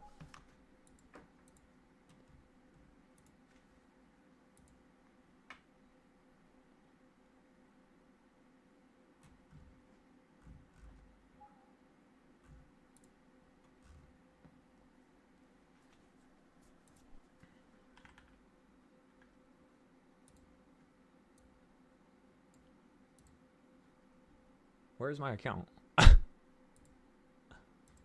it is. Claim your spot. Let me go ahead and sign in, everybody. Give me 1 second.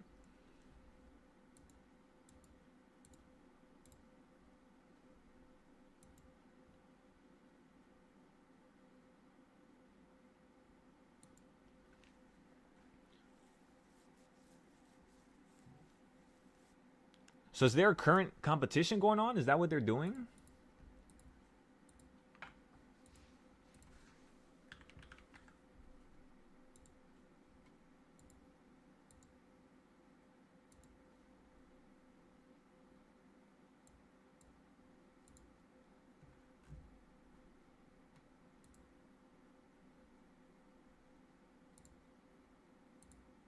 Huh?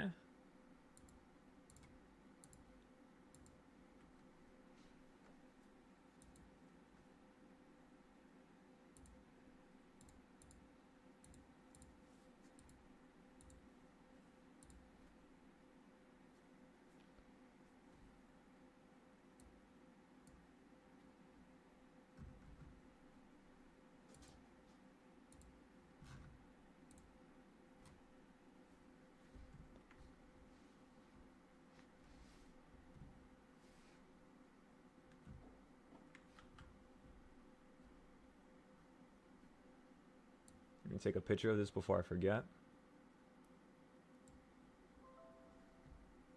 So we can use this to post it. Voice crack. Join competition. Starts in 7 days. All right, we're good. We're good. We're chilling. Why did they push it back more?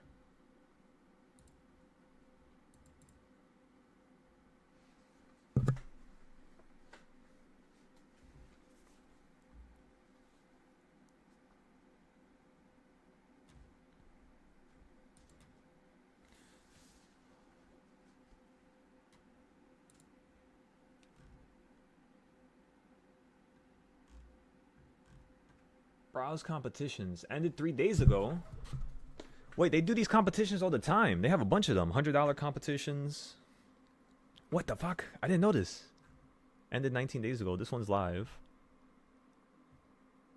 This one starts when? The 27th. Oh, you can still join the old one. Oh, no, you can't complete your request. Try again, and if you try joining multiple times, your request might have succeeded. Check the leaderboards. Let me check. That's so messed up. I thought they literally said tomorrow. Duration is about 8 hours. So this is just a one-day competition? Damn. It's messed up.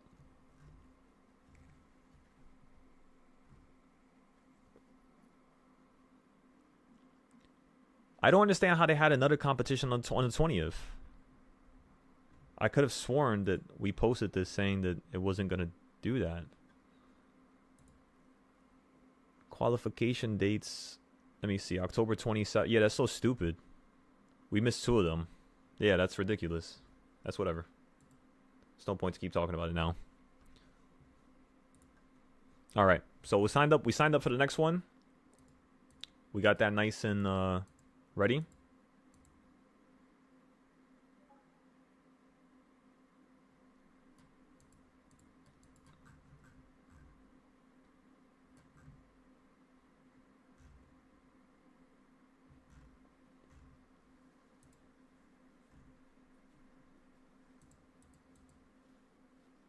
Yeah, it ended already. Damn.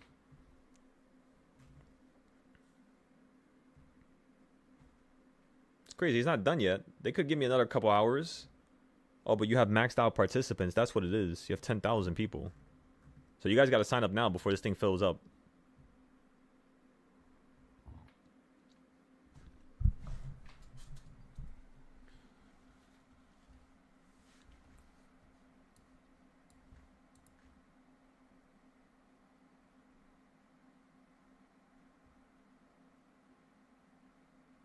Final round, so yeah. November 17th. Nah, yeah, I'm gonna go wild. Let me tell ya. Absolutely. I'm trading for 2 weeks straight. I can't wait. At least now we have more prep time. So that's perfect. Alrighty.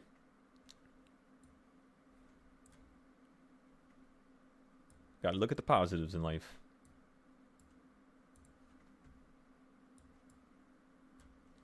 You're falling down here. You could potentially hit the bottom of this orange line. We might have to give this a second. Remember, we have a we have a half-assed supply and demand zone chart right now that we're using as a little demo for getting into our plays today. And if you look at chart number 7 here, everybody, you would see that chart number 7 is, yeah, very steadily going to that pink circle. You're almost there. You are almost there, everybody. When did that happen? 1:30? What time is it right now? It's already 2:30? All right. Let's speed up some gears here.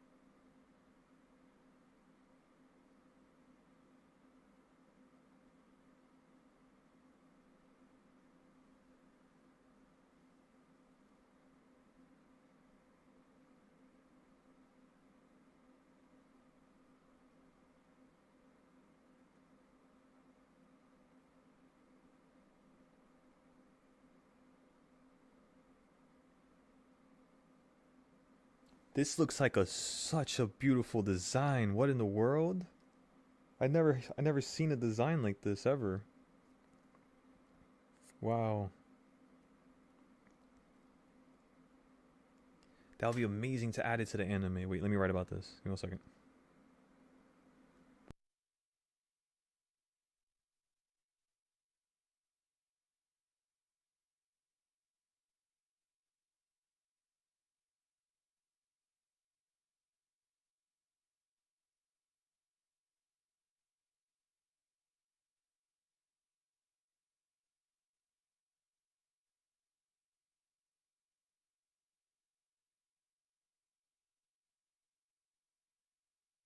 Alrighty, I got it written down.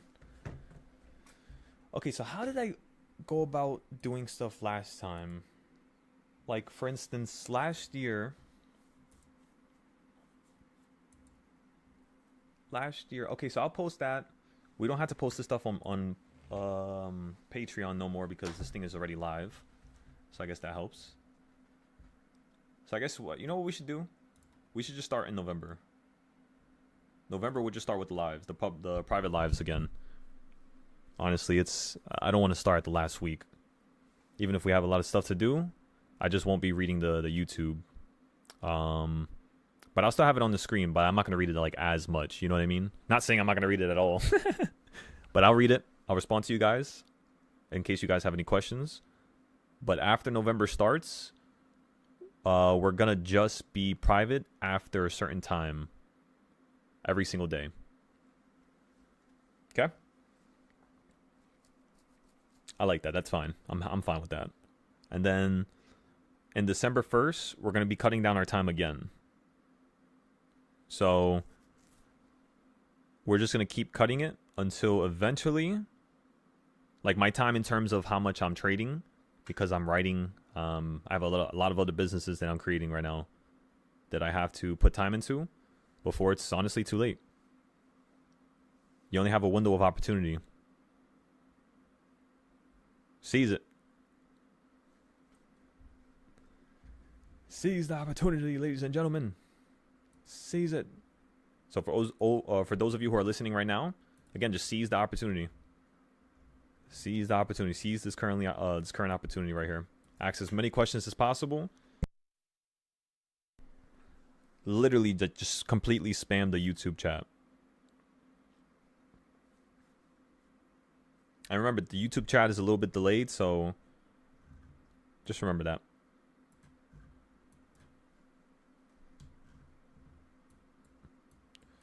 A little bit delayed. Just a tiny little bit. Like 2 minutes.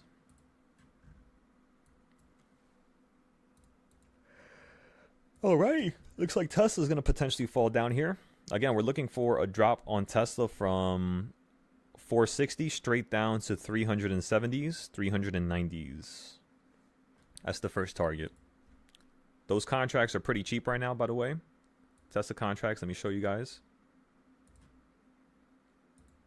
Look at the puts.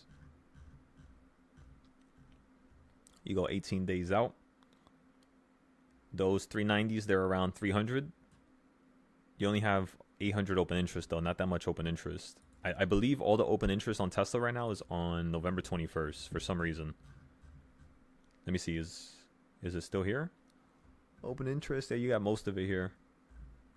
For the contracts that are a little far out. How about the calls? Let's go check those real quick. The calls for Tesla. 40,000 at $500. So there's still some big players here. Puts. Is there anything that competes with it? Not really, but you do have a lot of different puts here. But then again, it's kind of weaker than the call side right now. So we might be seeing a shift in this price action. My main option is going to be a 360, 350.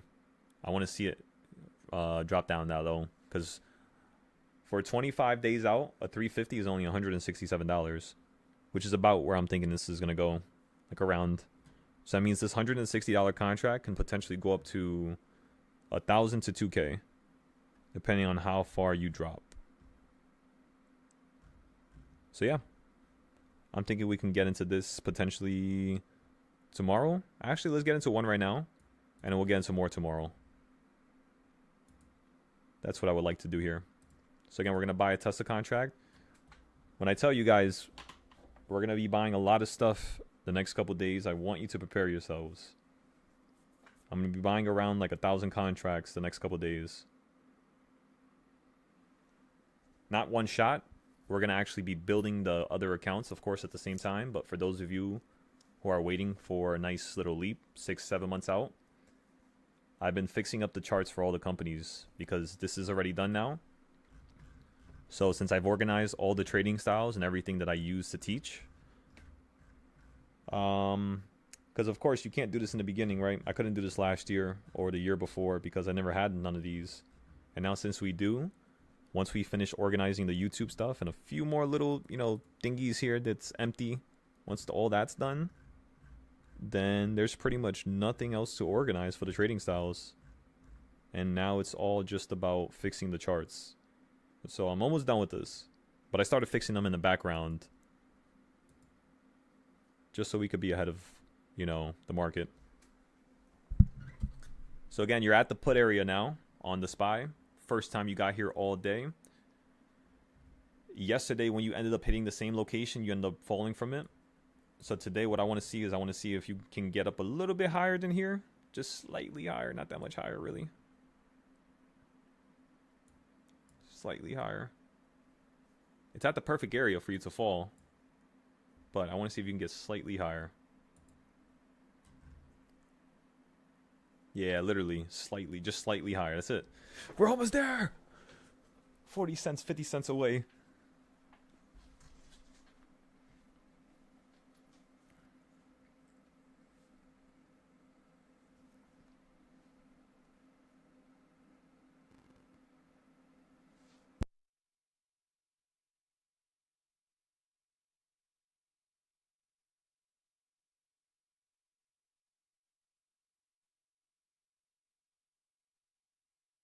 No wonder that's how I laid out the Discord before.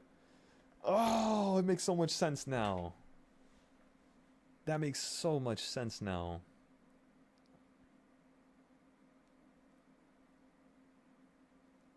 Wait a second, everybody. Wait a second. Let me think of something real quick. Let me mute my mic. I'm gonna talk to myself for a second.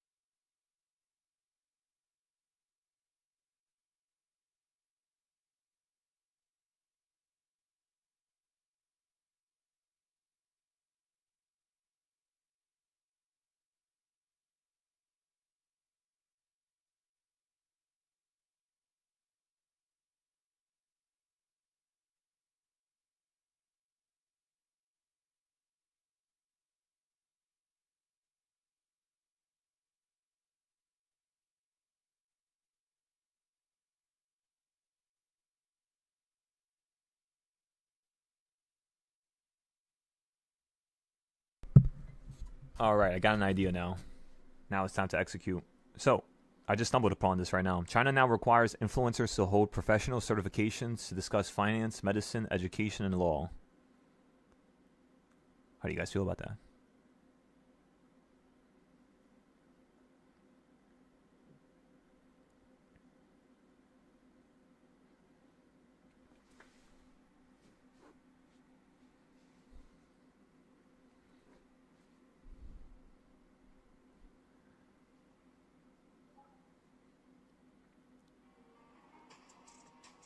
Let me show you something. Nah, yeah. It definitely is.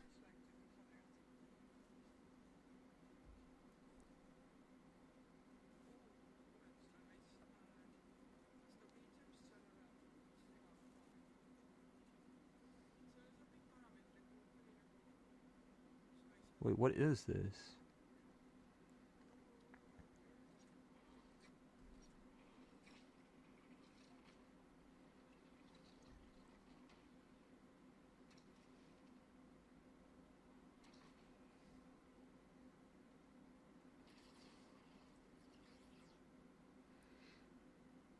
That looks so insane. I'm finding so many different things for the anime right now. I apologize. Let's get right back into the program here. It's about to be time. It's about to be time. Let's go check our gold trade from this morning. We haven't checked it all day.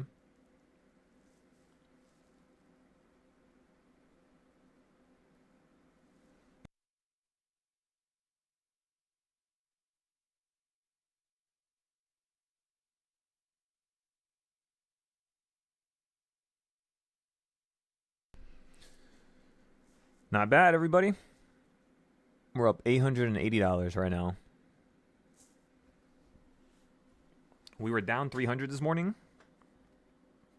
shortly after we bought into it.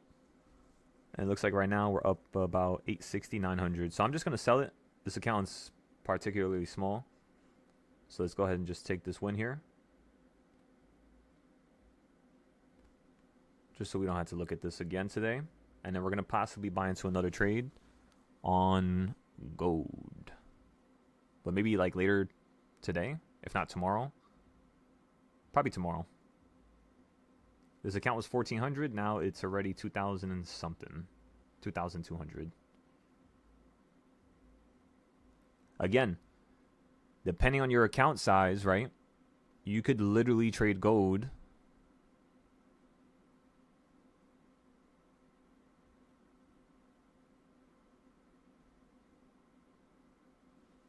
with just having around micro gold for December it costs $330.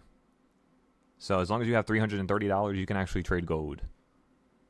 Which means, let's say if you got into the same trade I did, you would probably be up around like $150, $300, like 200, something like that. Probably be like double. So that's not bad. I only got 4 of them.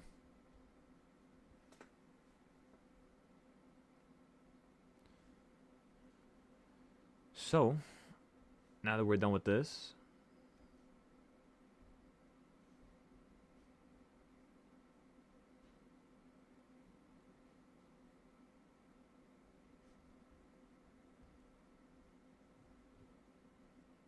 alrighty, excellent. Nice trade. Let's move on to the next thing we had.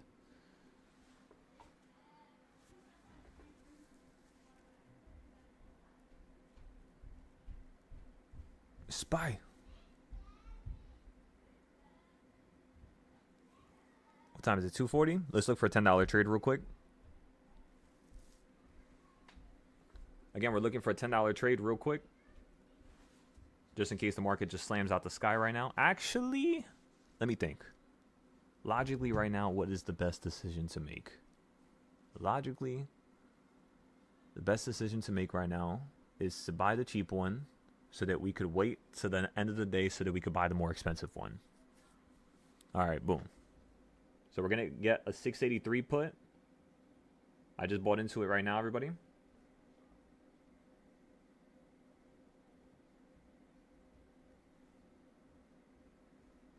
Okay, we got filled. Again, a 683 put. We got this one right now because it's only one strike away.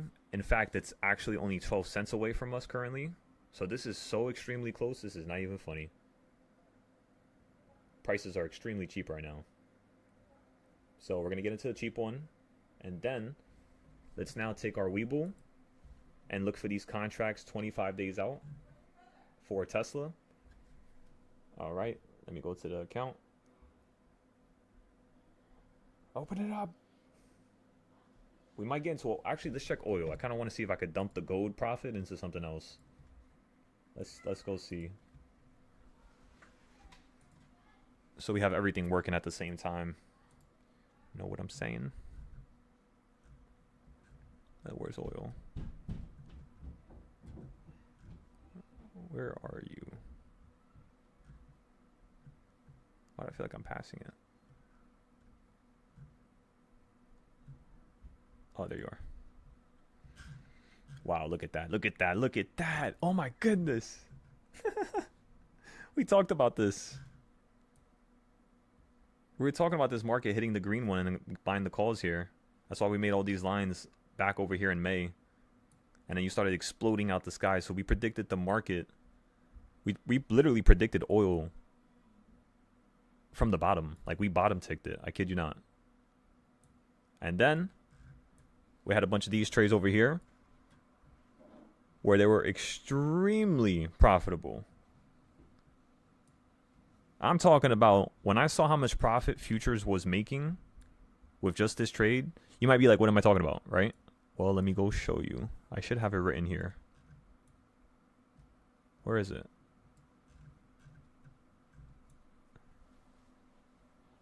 When did we end up playing it? Over here. There you go. So last time I played with everybody, we played oil, was over here. We bought calls down here, or we went long down here, sold it here. Then we went short up here and sold it when you hit the green right down here. But that was risky because you see how you went up? We were down a shit ton. So we almost lost that trade because of getting margin called. But no, yeah, you managed to fall down. We were insanely profitable back to back. The second time was a little bit less, of course, because we didn't choose the top. We didn't top ticket. But we did basically bottom ticket here, you know? That's all the times we bought into it, by the way. We averaged down into it. Because I was just like, all right, like if it looks like it's just going to explode right back up into the green one now. And then I told everybody, let's just wait. Let's see if this thing is going to fall down to a similar bottom down here, which is King's Point. Because this was around the midpoint. That was the reason why I stopped right there, by the way. You see how like that box, this box right here? You see how like it perfectly stops at the bottom? That box is from the left, as you could tell. And it's the midpoint. So since it's the midpoint, and we bought calls there and you held on it, when you came back down and kept bouncing around it, I was just like, yeah, just watch out. This might go through the mid and down to the bottom to the quarter point, and then it might explode back up towards the mid, which is exactly what it's doing right now. So in terms of going short, we may have missed it, which is okay. The fact that it worked, the fact that this is the last thing that it touched at the bottom before it ran up, let's just say it didn't touch the red, and then it ran up, like let's just say it touched the red and it ran up before that, like it hit the green or anything below it. That's kind of like perfect because you're at the top of it. But let's just say it goes through the red, stop a little bit below it, kind of like this right here. You go through the red, stop a little bit below it, then you run up higher. The simple fact that you could potentially fall inside of here again, the second you get below the red, it's telling you might fall at the sky. So that's how you should look at these zones. If it's above a green, it could run up higher, just like over here, right? If it's above the green, you could run up higher. If it goes below it, you're just going to fall down into another green or into another color, and then you're going to hit the top of it and bounce again. So this is like the simplest way to possibly trade in your imagination. It's literally, it's above calls, it's below short. And then you have the bigger idea, right? Like the big term picture. Same thing like SPY. And I know you see this. Look how simple it is for the futures. I don't know why it's so simple, but it is. So we pick the highest point, and then we go down to here like that. Let me fix this.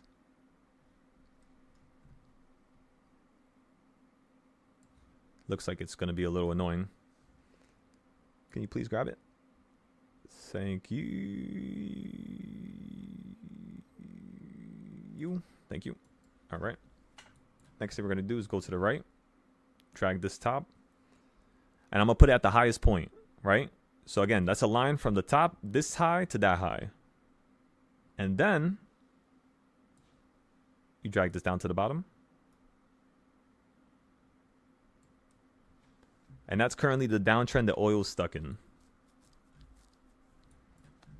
So, what do you use this for? Finding out how it's going to bounce up to a new high. Meaning, the only time I should buy calls in this conundrum here, it's if it's holding right here. So what that means is I'm going to wait for this to get above here and show that it has more strength to potentially pop up higher. Because that's already around the midpoint. And of course, then you could just do something more basic like this. Just high to low box, right? And then get the midpoint. That's where the market could run up to. From the current high to the current low. Not anything else from the past. Just what's like the most recent data. Which is the most important data. Never forget that. What's good, Doug? How we doing over there? So, the next thing I want to do here is I want to create another set of lines, but it's going to be the uptrend lines. So now I'm going to choose the exact bottom, and then I'm going to make a set of lines that go from different aspects and points of said bottom. So you're going to have one that goes to that line there, and then another wedge that goes to here, and boom. Now with us just adding that stuff on top of oil, we know everything else that's going on in between. So this is how you would play those lines. This is your structure, which is the boxes, the diagonals, and the wedges.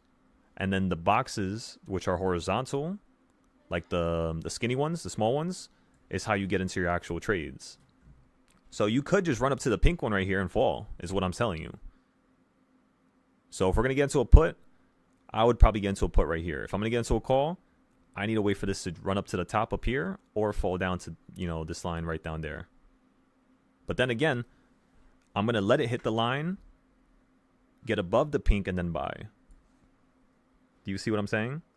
So if it goes through it, you do not buy. Once it hits the line, you do not buy yet. Once it hits the line and bounces up on top of the pink, then you buy. Because then for whatever reason, if it gets below the pink, you know to sell. You know, it's simple.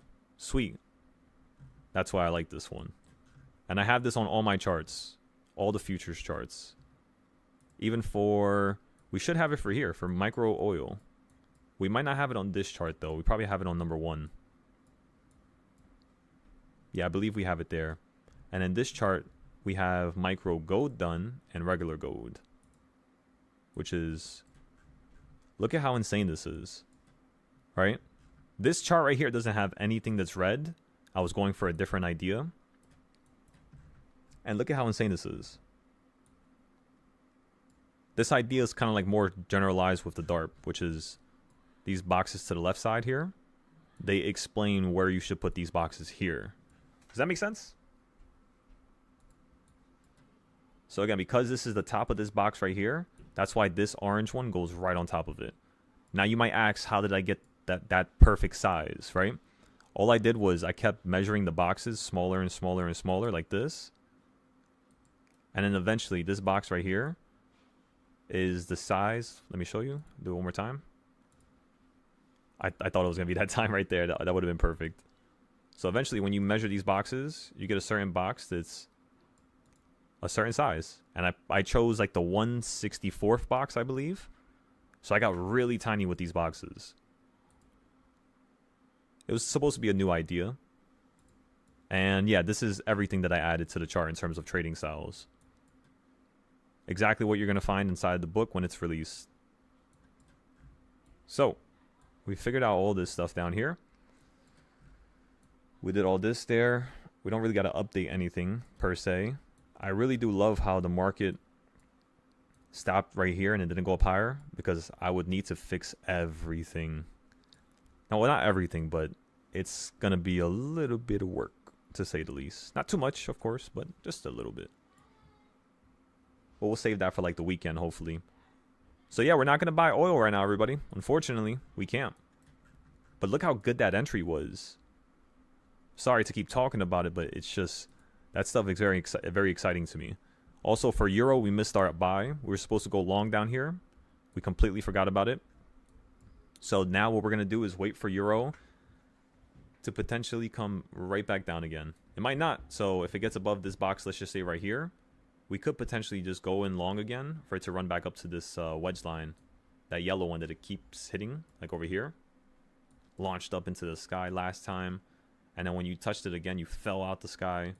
So you might be pulling up into this range somewhere around here, higher top. Of course, we have more boxes and more explanations, but since it's not time to buy euro, we're just going to skip around. Same thing with oil. I just wanted to show you guys how you can get an idea as to what to do when your chart doesn't say nothing. As well as if you look at my chart to the left here, you could see that we've had these buys since since January of 2025.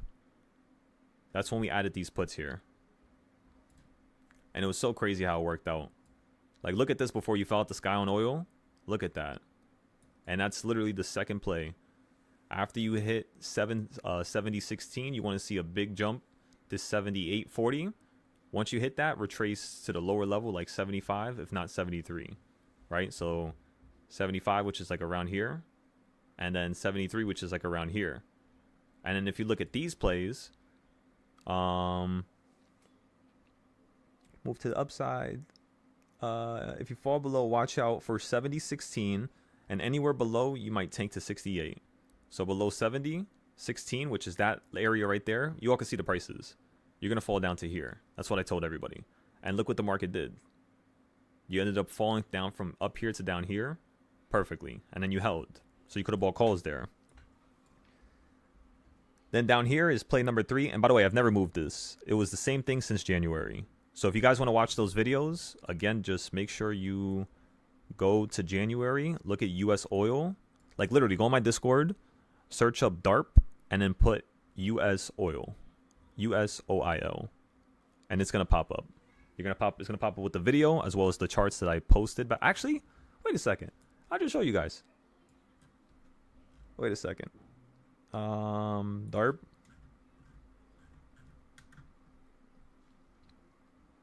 January, where is it? DXY, VIX, January 19th, Palladium, that's gold. So we did gold on the 18th. What am I looking at right now? Am I looking at gold? Oil. I'm looking at oil. When did I do oil? I don't think did I post it here? I should have posted it. That's Nvidia, that's Tesla. And then Tesla started having some crazy ass trends. And then this was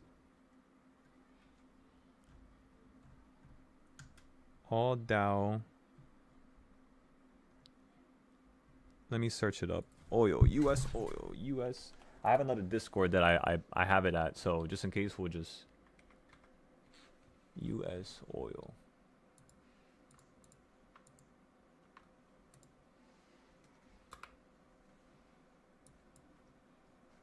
So for US oil DARP on the 1 hour. I never posted the video here. I guess I could see why I didn't do that. You know why I didn't, by the way? Is because all these other videos here, if you go and look at the DARP version 2, all these videos here, they're all the same shit, literally. But oil is a little different, so I gotta find where the hell I did it. I know I recorded it somewhere. I just have no idea if I posted it on the main server. Let me go to my server. My other one. Silo trades notes. So this is all the classes I did last year. We gotta fix the one for this year though. Wait, did I think I did fix it for this year. Let me see. Saturday classes for January. Okay. Let me look at this chart real quick. Go on the 4 hour. Actually, let me go to the monthly. Zoom out like this. Go towards the top. Why didn't I post the date that I made it? Oh, man. I could tell though, depending on which high I chose, which was that one, and then the next thing I would have to look at is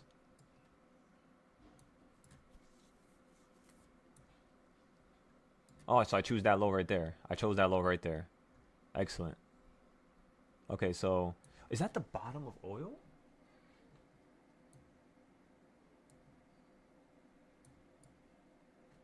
49. I could have chosen that one. I think I chose that one, yeah. I chose the absolute bottom of oil.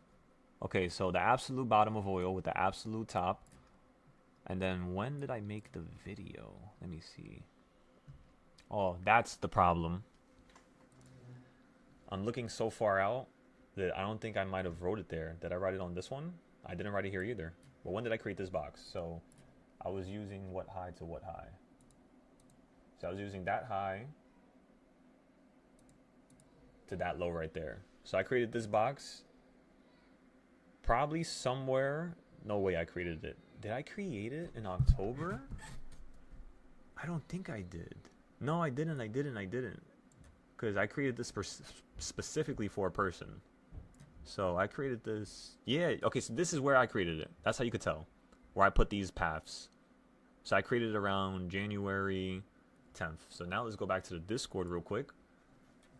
January 10th. I might have not posted it here, but what about? That's King's Point. That's Sunday classes. What about here?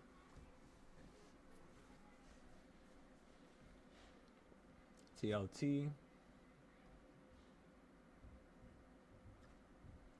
12.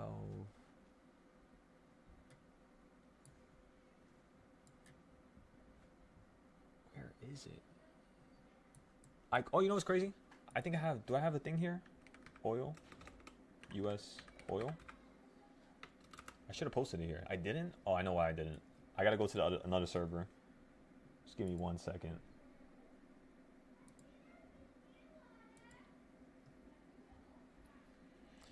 Alright, so let me just show you this real quick. So for US oil, I created this on January 9th of 2025. And what I did here was, as you could tell, I just used that low, that high, and then the boxes are basically a certain size. So I think the video is somewhere on my YouTube probably. Because yeah, I already, basically these are the oil entries for the next 20 years. So this is what every chart's going to look like soon. When it's actually all done perfectly with DARP, which is just the futures, really. And then you have gold, right? Where did I put, damn, I know I put the video somewhere. I know I did.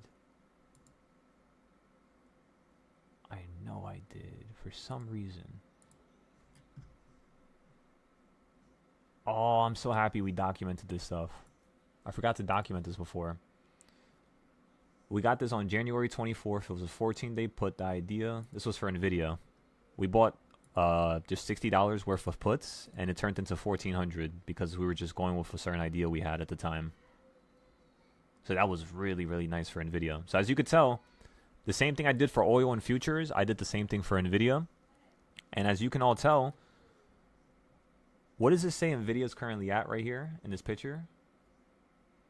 I want to show you guys something really, really cool. It says NVIDIA is currently at 146, right? So on this chart, what do I tell everybody we're going to buy NVIDIA calls at? Right? I tell them first here for a little run up, then down here for another little run up, and then potentially this might fall down to the bottom all the way down here. But this is the smaller scale DARP. That's not the bigger DARP, is what I'm trying to say. The bigger DARP, pay attention to these two areas right here real quick. And I want to show you something. If I put the bigger DARP on right now, and I show you guys NVIDIA, what's the one thing you recognize?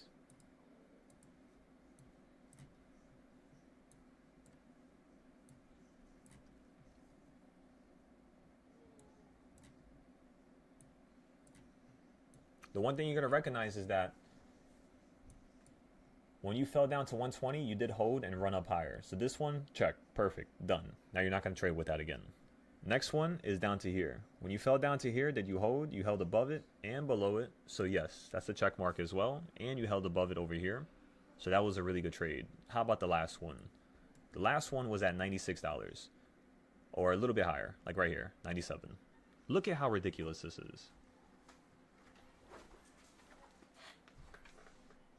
Do you see where NVIDIA stopped? In April? And again, I'm showing you a picture from January telling you exactly where I thought the market was going to fall to, which was pretty much right around here. That 76 to 114 area. Or if you want to talk about the smaller term charts, basically these, because they're both different buying points, right? One is monthly and yearly. This one is just monthly. And yeah, it's crazy, right? So again, I'll show you the chart again. This is what it looked like before. And then this is what it looked like after. Ready? Keep looking at it. Keep looking at it. Look at the 120s. Look at the 109s. And then boom. So you were basically... You didn't even fall down to 122 yet. So you were basically like right here. No wonder. That's how we predicted the market falling out the sky. Because we were telling everybody, like, you're squeezing. You're going to do something large here. So we got some puts. I remember now. I never remembered that single fact besides now, looking at both pictures now. That's crazy. So yeah, before you even fell down to here, we called it out. What date was that? This is like January. What date is that?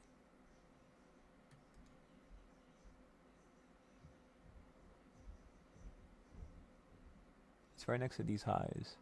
Oh, it's like right here. So yeah, you're like, that was like right here.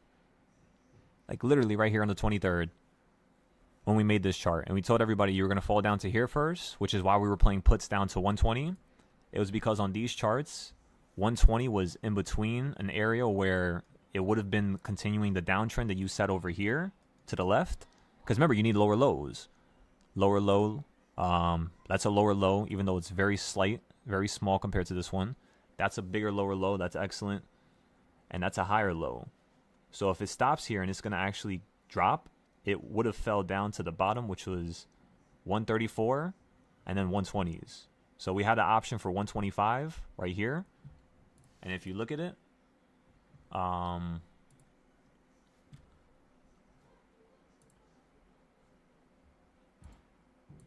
if you look at it here, you would see that when the market fell down to, again, 119, or right around here, you just bounce right back up to the high. So that's also why we bought the calls right after. We basically listened to this right here. The one mistake we made, though, because we made a mistake here, I remember. The mistake we made was that our strike price was, for some reason, I don't know why we got strike prices here, like meaning not we, meaning why did I tell everybody to buy this one, which was the riskiest one, and we definitely didn't have enough time to it. So it was just like, all right, that was a little unnecessary. But we just lost like $100 of the profit that we made here. Because remember, we made $1,400 with just $60, and then we lost like $100 right after. And I mean, yeah, pretty cool, pretty perfect. Besides, of course, that last one, right? So this is the strike price we should have bought. We knew it was going to run to 130, 140 from the bottom down here if it held, because of the diagonal trend that existed, right?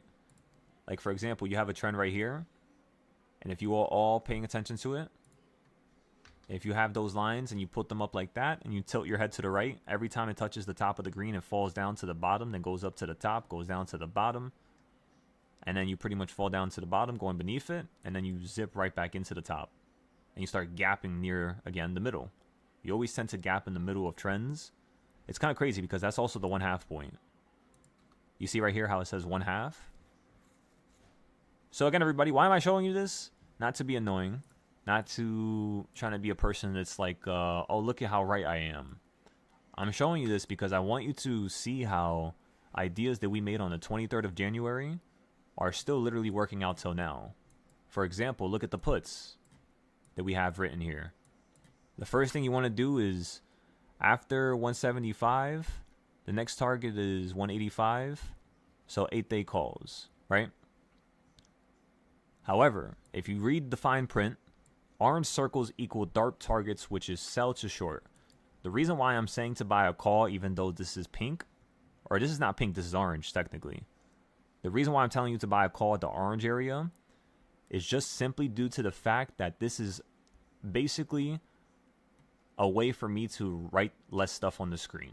So it's a way for me to have less stuff everywhere all over the place, you know what I mean? Have a call put, call put, call put. I'd rather just have calls in each, arrow that's above us. Puts, of course, down here, right? We've changed it, though. I'll tell you why in a second. And then we decided to do this. We decided to say that orange circles equal DARP targets, which is the idea that we made in January. It wasn't something that we added later on. This is in those videos in January that you could find. And we said you want to buy 60 to 180 day puts, but we don't give you a strike price. That's how we could start doing these charts, like fixing them up and making them better. Is fix the fine print better. Make it sound more simple is all I'm trying to say.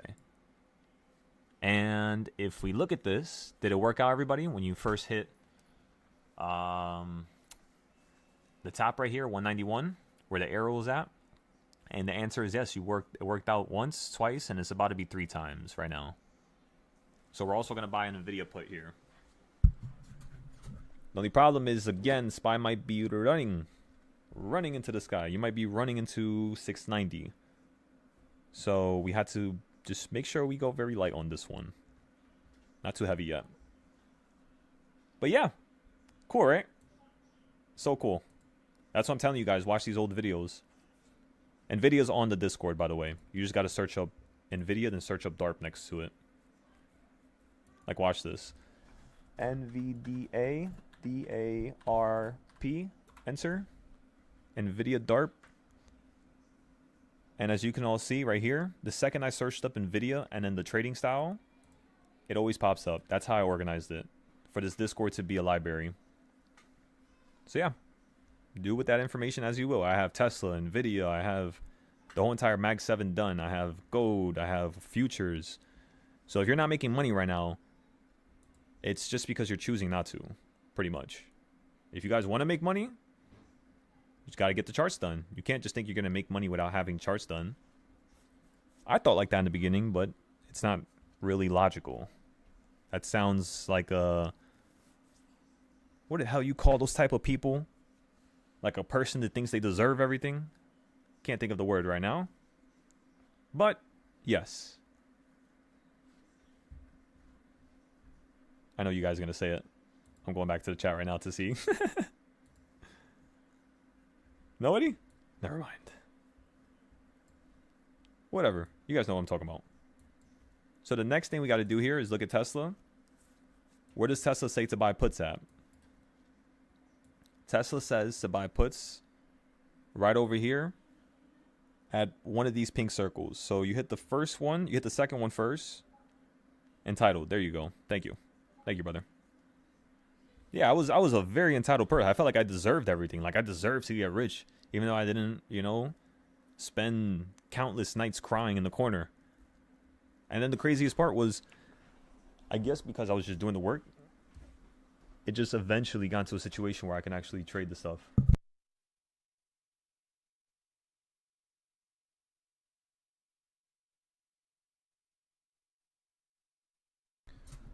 Okay, so like I was saying, you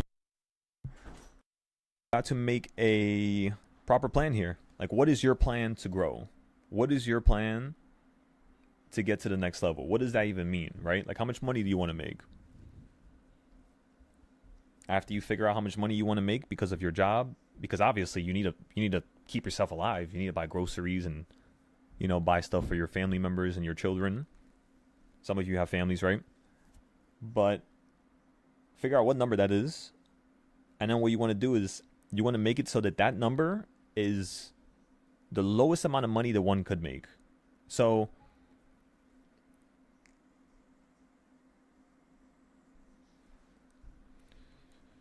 before Cody answers that question, Brian, what do you think?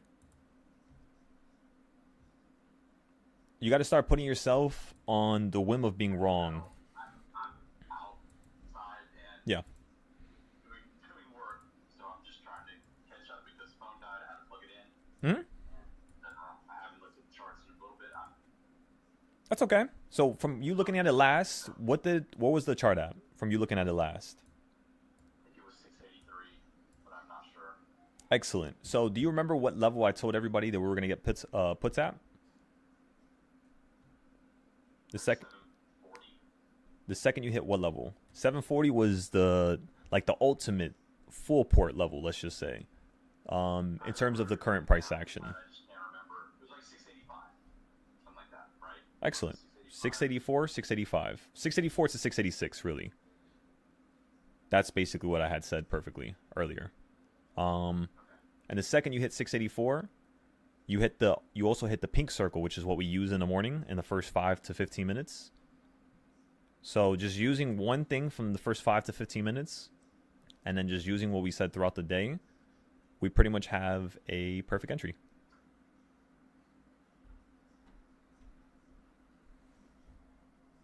And these are 5 day. Are these 5 day or 1 day? Oh, we're messing with the 0 days for now until the end of the day. That's what we had told everybody earlier. Okay. That's the game plan, I'm just yeah. gonna stay out of that. I'm gonna stay out of it because I can't focus on it. So Exactly. No, exactly. Yep. You could just like have a plan throughout the day, today has though. been great. Today has been great. Excellent. How's the profit? What we talking? What we talking? Just today it was $25. So, but I mean, it was from something else. I just watched and listened and wrote stuff down because I just have not been feeling real confident. So, anyway, That's just all so you good. know. What's actually killing your confidence? Because we could fix that. That's like one of my skills, you could say. So what is ruining Can't your really talk about it confidence? right now Okay. because I'm If in the it's middle of working, outside, but it's just yeah. it's a bunch of it's a bunch of different it's just many things. It's just seeing things and just seeing things not work. Just Hmm. really being trapped in my own self kind of thing. And I see it happen in the charts. I see the Yeah. things work out, but it's just pulling that damn trigger sometimes. And that's just me. So Oh, so just executing. Yeah, we could fix that. Yeah, let me know whenever you have some time. We'll go over it.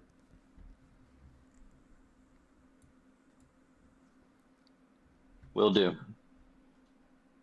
Alrighty. Mindset is a beast. Why would you give me why would you give me a frowny face after that, John? How you feeling, John? You feeling confident? I've been seeing you be more motivated. Let me just say that. I've been seeing you be a lot more motivated. Everything you were taught already, you know everything. You have the supply and demand zones. You have all the time. You know what charts to make. You know how to do DARP. Pretty much. You got everything, brother. All the tools are at your disposal now. Now it's all about executing. Like I told you guys this morning, that's the one problem I had with the first group of 200 students that I had. That's why I started teaching smaller groups. It was because I didn't notice it with so many different things I had to do, but people would literally just have a problem executing. That is literally the problem that 99% of all traders have. I kid you not. It's pretty much like the main problem. It was my problem before.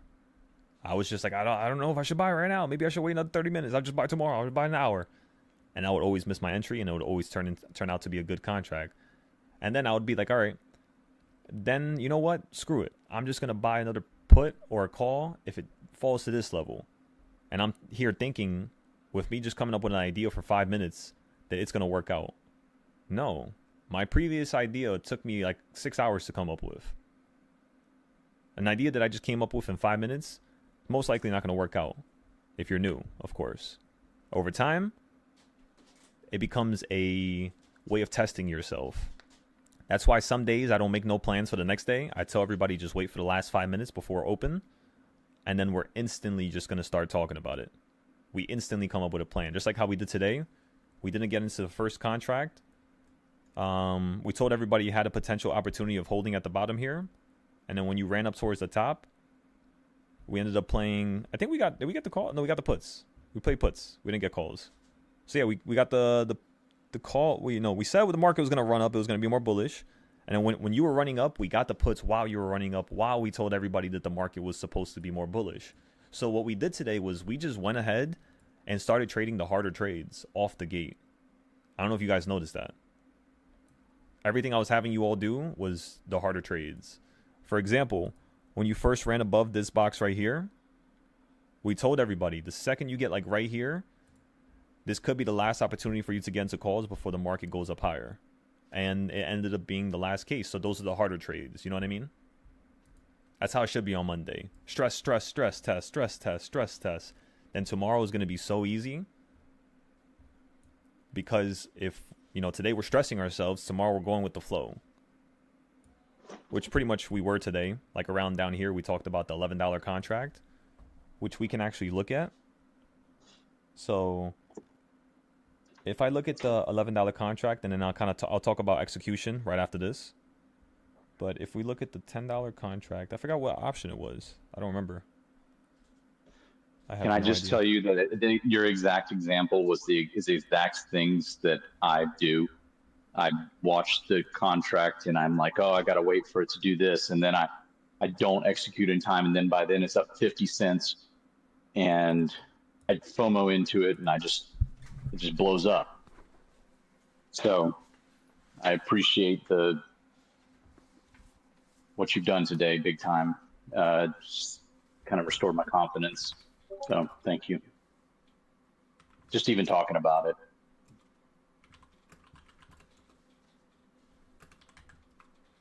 Of course, brother. And most of the time you have these issues, like I'm telling you, regardless if you're religious or not, regardless of if people believe this or not, God oftentimes talks through people. So with my experience and with my knowledge, since it's so vast, I just use myself as a vessel to talk to people, if that makes sense. So when I hear the problem, I can sort through how I dealt with that. Like, how did it make me feel?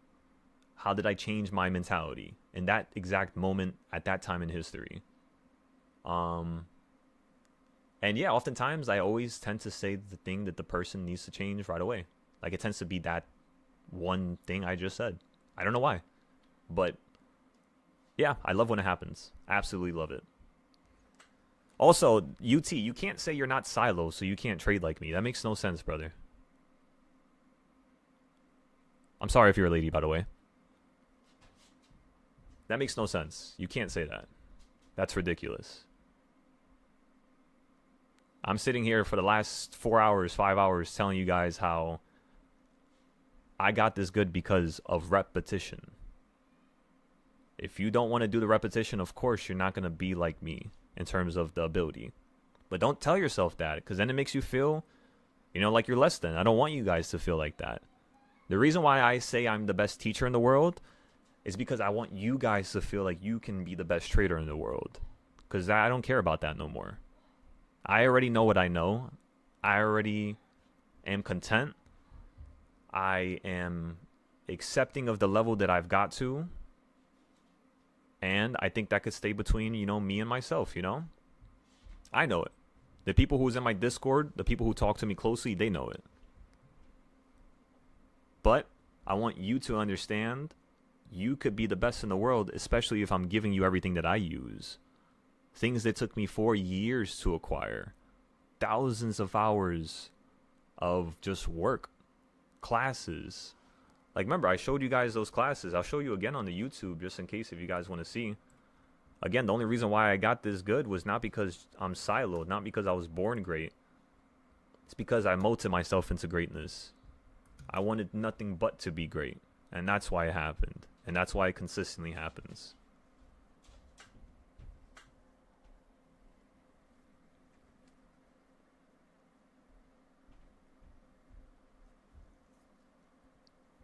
Oh, no, like, say you're not Silo. I just don't want you to say that. I want you to feel like you're the best in the world, honestly. That's my tone as a teacher. That's my purpose of being here, I just want to make sure you're always good, You always feel like you could be the best, because that's the truth. It's not a lie. It's not me trying to fabricate something or make you feel, you know what I'm saying?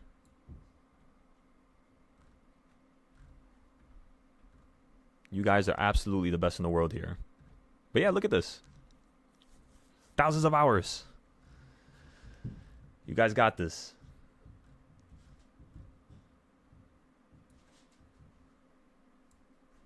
Alrighty.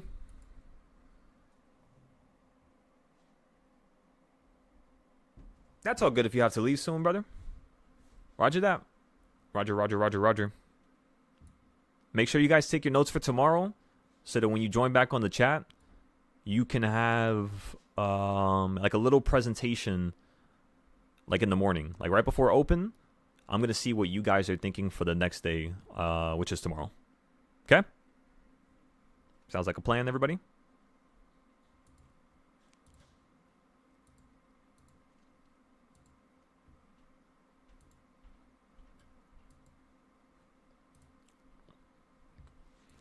Okay, so it's almost time for that bigger put play. Let's get ready.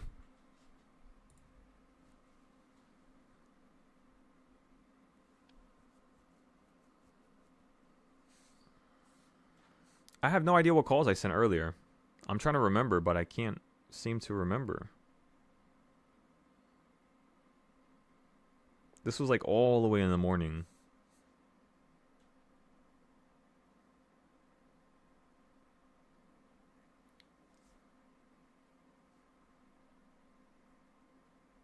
Yeah, I didn't send it into the Discord. Oh, because I got distracted with myself. I probably did look at it, though. I should have looked at it. Let me see.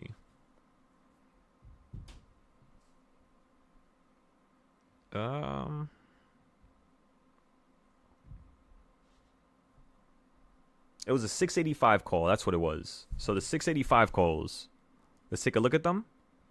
They're currently around $5, and they managed to go up 50%.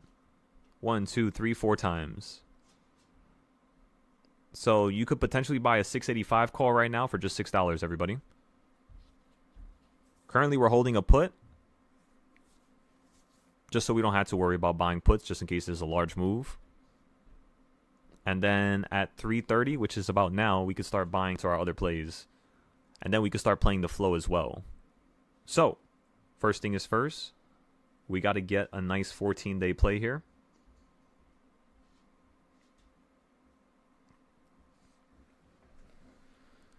So the 14-day play that I'm looking at, because we got to get multiple different plays here. The first one that I'm looking at is going to be around 670. It's about $14 away. However, that is a little far in terms of what we're looking for, because these puts that we're trying to play right now, at least the short, because remember, we're buying the short-term ones first. If we're buying the short-term ones, that means we must buy like a 4-day. And if we buy a 4-day contract, 4 or 5-day contract, what you want to do is you want to buy puts for 677 or 679. Those cost around 180. You have a lot of buyers around 675 for 4 days out. So I'm guessing they're thinking the market's going to collapse to 675. So yeah, 679, we should be in profit. We should be up like 200, 100%. If we get a 14-day play, we would kind of need a bigger drop, but a drop $10 from here to there, or there to there, would make these contracts go up about one. So yeah, if we have a 14-day call right now, or a put, 14-day put, and you fall down $10, even if we're not in the money, you're going to go up about 100%. If we go in the money and you manage to fall below 670, why is there no open interest here?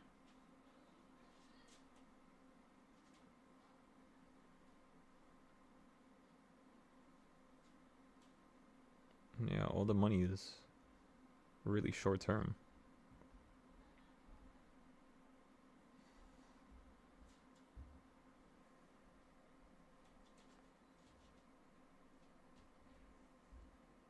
because FOMC is tomorrow. Tomorrow Oh, I and keep forgetting about that shit. I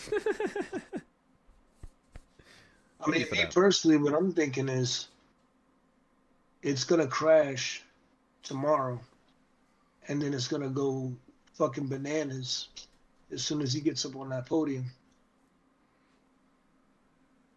Okay, I like that idea. All right, so we're gonna get the 14-day put right now. It's gonna be a 670 put. Actually, let me see. What's today's date? We still have one more day. We'll buy tomorrow. So we'll buy the 14-day put tomorrow. We could buy it today though. We could buy both of them today, especially if it's at a intrinsic level. We could buy that one at 686. That's what we'll do. We'll keep going with the pattern of the 6. So we'll buy it at 686, and then the 5-day we could buy right now. And we want to buy this for here. So if you run up, let me see, $2, these contracts are only going to go down from 220 down to 160. So we'll have to average down for the 14-day play there. Let me see, 14-day play. So yeah, let's look at the 4-day plays. Looking at the puts. Then I'm looking at the puts for 677. They cost 180.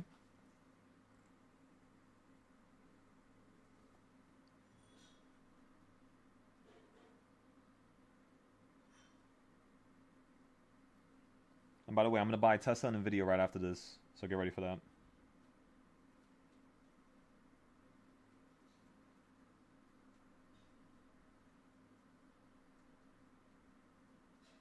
Tesla, I'm coming after you next. Don't you forget. Let's also look at, we didn't add the reversal points yet, but that's perfect. That's fine. Again, everybody, you're at the pink area. You're at the pink circle. If I actually try to see what reversal point you're on, I can tell you right now. You are on reversal point number...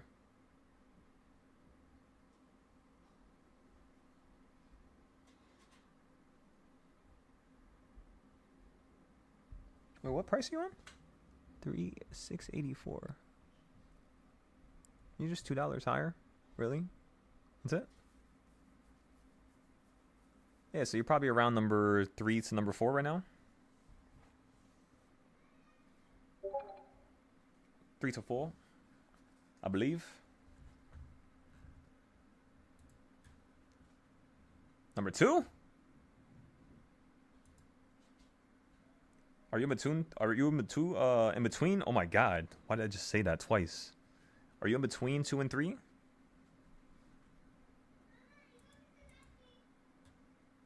Just hit a little bit above 2, running up to 3 now. Wow, this market is so slow today, even though it's bullish. That's crazy. That's better for us. Just killed all the contracts for the next couple days. If we get a 1-day contract and we go for something a little wild here.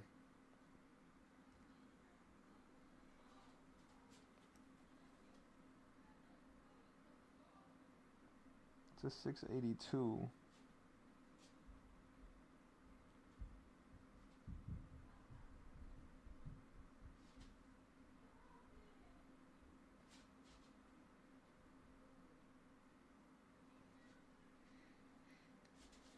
Okay, everybody, I'm gonna try a couple things here. I'm gonna get a 1-day play. I'm gonna get 2 of them for $36, and then I'm going to buy a 4-day play. I'm just gonna skip everything else in between, and then my 4-day play is gonna be for, they're all puts, by the way.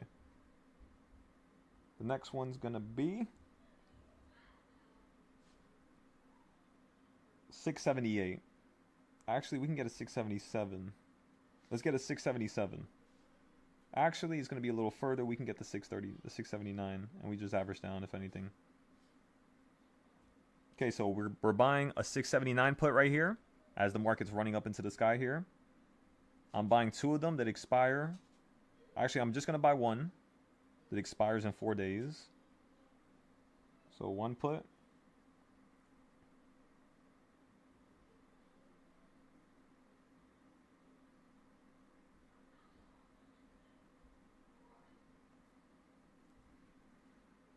Okay, so we bought that one. We bought those. Boom, those are now at 30. That's crazy. You went from $36 to 30. Okay, excellent. So let's keep buying now. What else do we have to buy? So we bought the 4-day. We locked that in. Then we bought the 1-day just in case we get a crazy ass drop tomorrow. And then I need to buy the 14-day. But we said we're going to buy it tomorrow, or if you hit 684 to 686. We said specifically 686 because we want to get it perfect, right? But that's okay. There's no need to really get it perfect. We could wait here while we play the calls to the upside and just give it a moment. You know what I mean? There's no need to rush it. No need at all. So we bought one of those, two of those.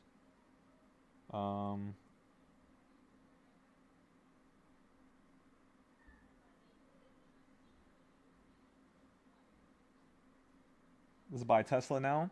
Actually, let's go straight to Nvidia. Nvidia, I'm coming after you. Nvidia puts, let's go 14 days out or 11 days out. You're at 190. I want this to drop down on Nvidia. Let me go take a look at it real quick. Holy, why do I feel like my world is spinning right now? I'm coming up with so many ideas, so many buying points. I think Nvidia has earnings this week. 23 days. So it'll be soon. But I'm thinking we play puts from Holy here. crap, I was way off. That's all good, brother. It happens. So it dropped from 190 straight down to 187. So that's the closest thing that you can get on Nvidia for like a 4-day play. But if we're going bigger, like a more, weekly trade, let's just say, not just a 1-day trade, because that's like a 1-day trend. If you're trying to go for the weekly trend, it would be somewhere along these other purple lines, which means we could play puts for 184. 184 currently costs 360. So that's like the short term. Now, if we look at the long term, which is not the short term, of course, it's the much bigger term. Let me go ahead and put that on the screen real quick. One moment.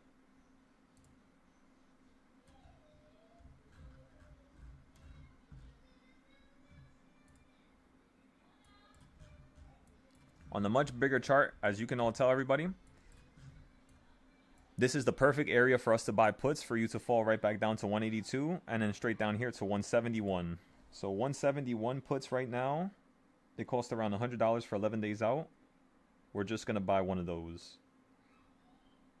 They actually went up a lot. How much did they go up today? They were at 80. That's not bad. They went from 80 to 110. So we are buying it at a higher price than what they were at this morning. So you know what that means? Since it's 11 days out, I'm just going to buy everybody a single one.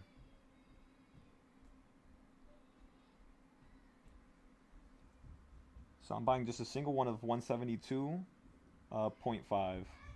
for Nvidia. So again, 172.5 for Nvidia for 11 days out.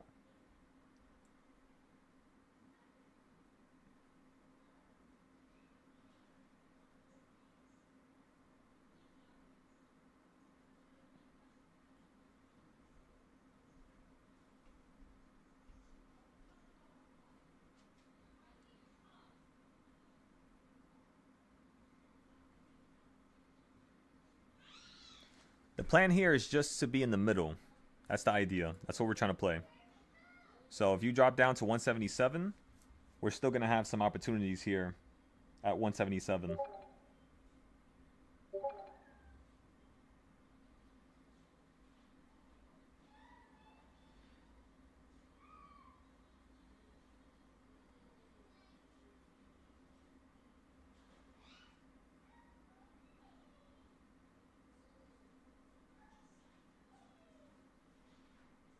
Okay, we scooped up the Nvidia. We scooped up the SPY. We're going to scoop up some Tesla here. Tesla.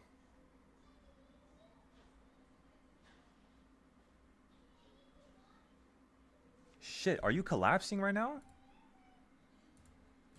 Fuck. You fell from that perfect area. God damn, look at that. Wait a second. Let me go to my other chart on Tesla. Ah, shit. We can't buy this no more. I apologize, everybody. That's on me. We talked about it today a lot of times. A lot of times? A bunch of times. Which chart is the smaller term? Am I all... Oh, because... It's because I'm on the damn 1 hour or 4 hour. Go to the 15 minute. Look at how you perfectly hit that midpoint. Oh my goodness. That was phenomenal. So yeah, that's literally what we were talking about. Buying puts at the bottom, mid, or top of this box right here. You ran up to the mid perfectly, which is what you did over here before you fell down lower. So we might have to just buy into this, honestly. We're going to go cheap. That's what that tells me. But how much are these contracts for Tesla? That's probably why we didn't buy them. They're expensive as shit for just 4 days out. A drop to 420, you're going to still have to pay $212, and that's just the end of the trend, right? That's the end of the range that you have for this diagonal trend.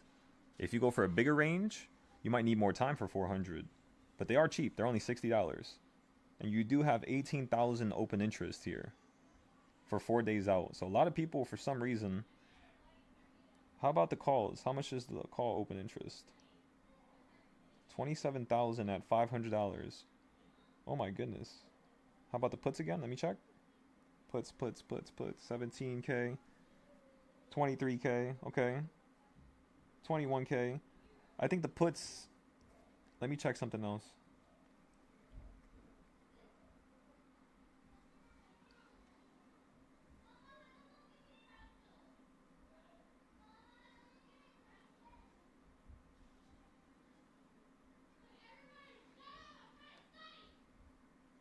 Yeah, so for these options right now on Tesla, the whole entire options board, it has double the amount of calls than puts right now.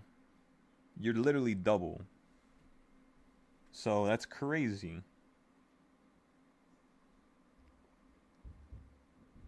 Means there's going to be a change is what I'm telling you. Especially if you're double and you're already at the end of a trend in terms of Tesla. It could run up higher, of course. 100%. You could run up into the 600s now, 700s now. Tesla's supposed to be worth like 450. So it's basically at the price it should be worth right now. When Robotaxi finalizes and it comes out, the stock price should be able to jump to around 600. When they drop another car, the price is going to drop to around 7, or not drop, but it's probably going to drop short term, but it's going to run up because of that to at least $700-800.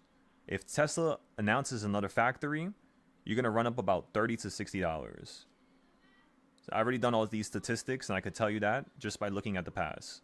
Every time they opened up a factory, that's how much the stock would jump within a certain time frame. So it's all these little characteristics that we want to remember, which allows us to trade better in the future.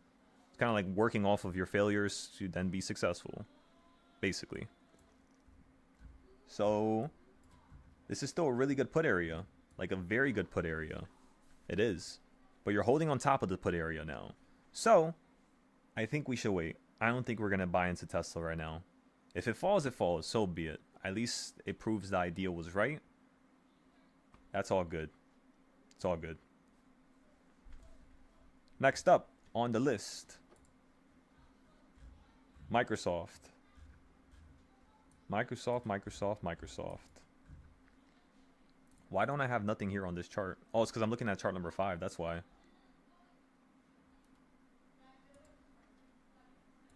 So for Microsoft, the midpoint is now at 450. So when the SPY crashes, Microsoft's going to fall down to somewhere down here, kind of like this. Probably going to do something like this. And then just touch it for like a second, like a wick. Like a crazy little wick like this. That's usually what it does. And then it's going to wick right back up. From that area, hold above it like that. And then potentially get stuck either around here, going down again. Or it's just going to start choosing the upside. Use that as support.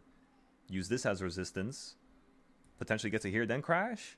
Or you're just going to run up higher. That's like the bullish trend. So again, that's how SPY's going to crash Microsoft, and you're going to run up for the next basically 6-7 months. That's what I just drew right there. because I'm on the 4 hour. So 4 hours kind of like a maximum yearly chart that you want to look at. Like, so whenever you're looking at the year, you always want to be on like the 4 or the 1 hour. I like to use 1 hour because I could see pretty far back, as you all could tell. I could see all the way as far back as August of 2024, which is a little bit over than a year.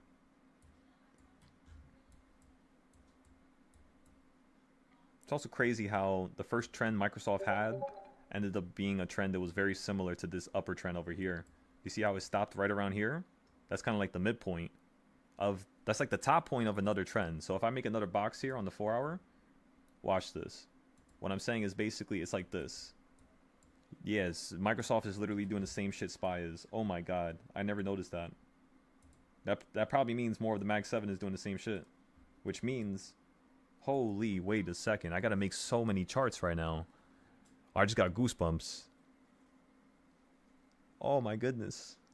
My head. No. I guess it's happening for a reason, everybody. I guess we gotta do this. I don't want to do it, honestly. But if it's gonna help you guys and make you guys better and give you guys a greater opportunity, or... yeah, I gotta fix a lot of things. This is literally... when I tell you if I fix this... just me fixing this one idea, like there's one concept with the charts that are, you know, existing in my, like my lessons, you're going to have around 100 to 500 extra entries overnight across every single one of the companies that I've ever looked at. And when I say extra entries, I mean everything. Everything. Thank you, Culinary. You know, you're the first person that actually has done these zones, or got them faster than me. You're the first person. Last time that happened was about 8 months ago with Danny.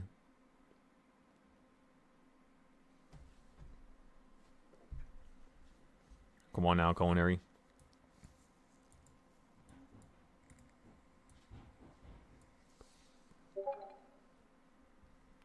Alrighty, ladies and gentlemen, you're at 685. You're almost at 686. Let's go take a look at those 685 calls that we were talking about earlier today. They were just $5.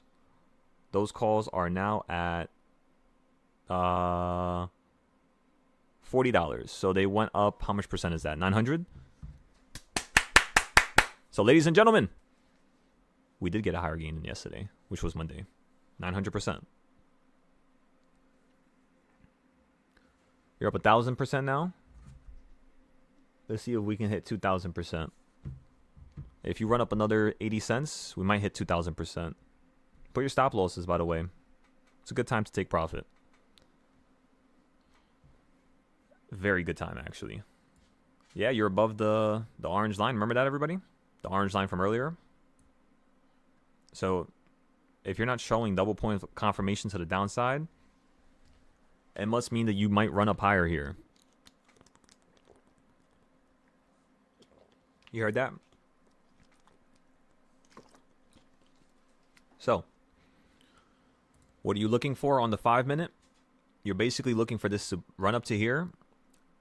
Stop like how it's stopping right now. Let the next candle come out. Let it have a higher high. And then when that second candle has a higher high, you want to then see it fall down on top of the orange line.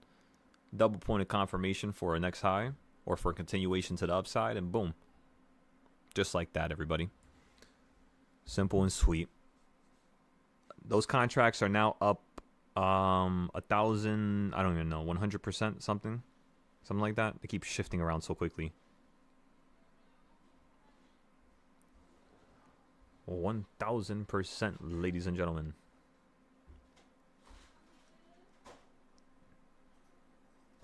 Kind of sucks because now tomorrow's goal is going to be to get at least 2,000%, because Monday we got 500, 400 and something. Since today we got 1,100 at the peak, that means tomorrow's goal is going to be to get at least 2,200 to like 2,000%. So we should be able to do it, no problem. Just recognize, ladies and gentlemen, the times are changing. The tides are shifting, I should say. You finally hit this green line on chart number 7, the one we've been waiting for all morning. So now since you're here, When you get above it, that's how you're going to continue to play calls going higher. What I like to do in these scenarios, if I'm slightly above a put area and I'm holding properly and I don't want to go into the call area, you can get puts right around here. This is a perfect area. 685.40. So far, everything is coming into fruition. Fruition? Fruition. We just got to see if you're going to hold on top of this call area. But so far, I mean, it's not bad. It's working out pretty nicely, right? Above 684.70. Last week, we told you... Or no, we copied this today. This was something we copied today. It wasn't last week. So what we copied this morning today, when we fixed this chart, was... Above 684.70, play calls to 686 flat. So you're about 60 cents away from that. So far, this is working. If it falls right now, it's not. That means this is going to turn into an X. Which can happen. And I'm fine with that happening. I'll just fix it and make it better next time. That's how I want you guys thinking. So, Brian, whenever you have a question, the first thing I want you to think about is stuff that I've taught you. Using that stuff that I've taught you and from what you recollect, if you're busy or if you're, doing something else but you could talk, like going into the future, just like today, how it happened. Whenever that's the case, the first thing I want you to remember is, what was the last chart you recall? And what was the buying points? What was your idea that you made 2 weeks ago? Because I still have the same two ideas I made, the same ideas that I made 2 weeks ago, and they're still working out even till now, which proves the idea that you could plan for the future ahead of time. That was the reason why I didn't change it yet.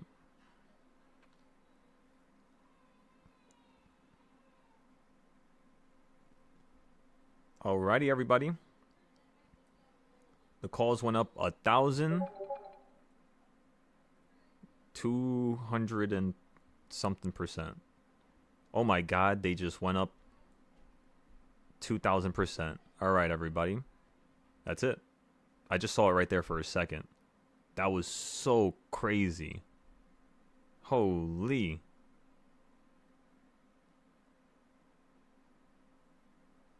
That's so insane. Ah! See, I knew it. I knew it. The prophecy has been proven. The prophecy is true. What level did you just hit, everybody? 685.53. You're not even... Oh my goodness. You're so close, but yet so far. These options, they could potentially go up 3,000%. And today was one of the slowest moves in like the last 2 weeks. Wow. After a gap up, after a crazy run up, you're still profiting this much. I'm baffled, to say the least. So again, everybody, we're waiting for this candle right here to drop down, just like into that area, like how I drew. And then we're waiting for it to go up a little bit higher than that last candle. So this first candle actually stopped right here, which means you could just get this second candle consolidating around that second high. It's kind of like doing what we thought, but doing it a little differently, if that makes sense, where the second candle's not higher. But I'm still thinking it's going to go higher, just like that right there. You just went higher. So that right there proves the idea of waiting for the last second before you get into any puts or anything like that. So now you can get some puts if you guys want to play it. Play the puts going right back down another 40 cents here. And then what you want to do is after it hits the yellow line, play calls going right back up higher. Okay, so today was a 2,000% day, everybody, which... Hell no. You got to be insane if you think that I'm going to try to get 3 times that tomorrow. 6,000%, I believe, might be a little out of our grasp. I believe. Could be wrong, though. I don't like, trying to act like I can't do something. I don't like feeling like that. I like feeling like I could do everything. But, yeah, we might have we have to do a lot of planning if we want that to be the case. I should say it like that. So if we really want 6,000% tomorrow, and we're trying to make this consistent, the first thing we must do here is we must Start breaking down the charts right now. We got to start doing it right now.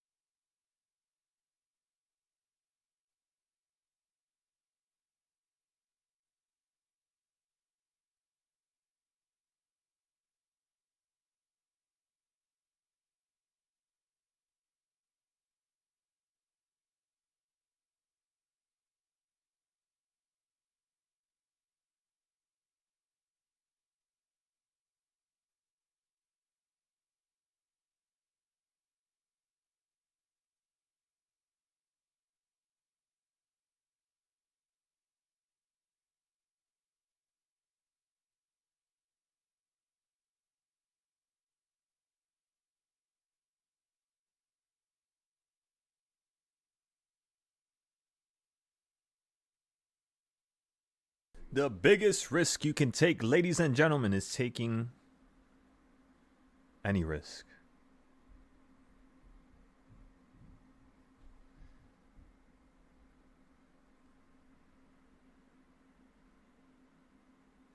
Does that make sense, everybody? Biggest risk is taking any risk. So, therefore, if your style of trading contains no risk, due to the intricacy of it, all the little moving parts that are moving both ways, just like today, we got 2,000% on the call running up. Same time we're planning our options 5-10 days out.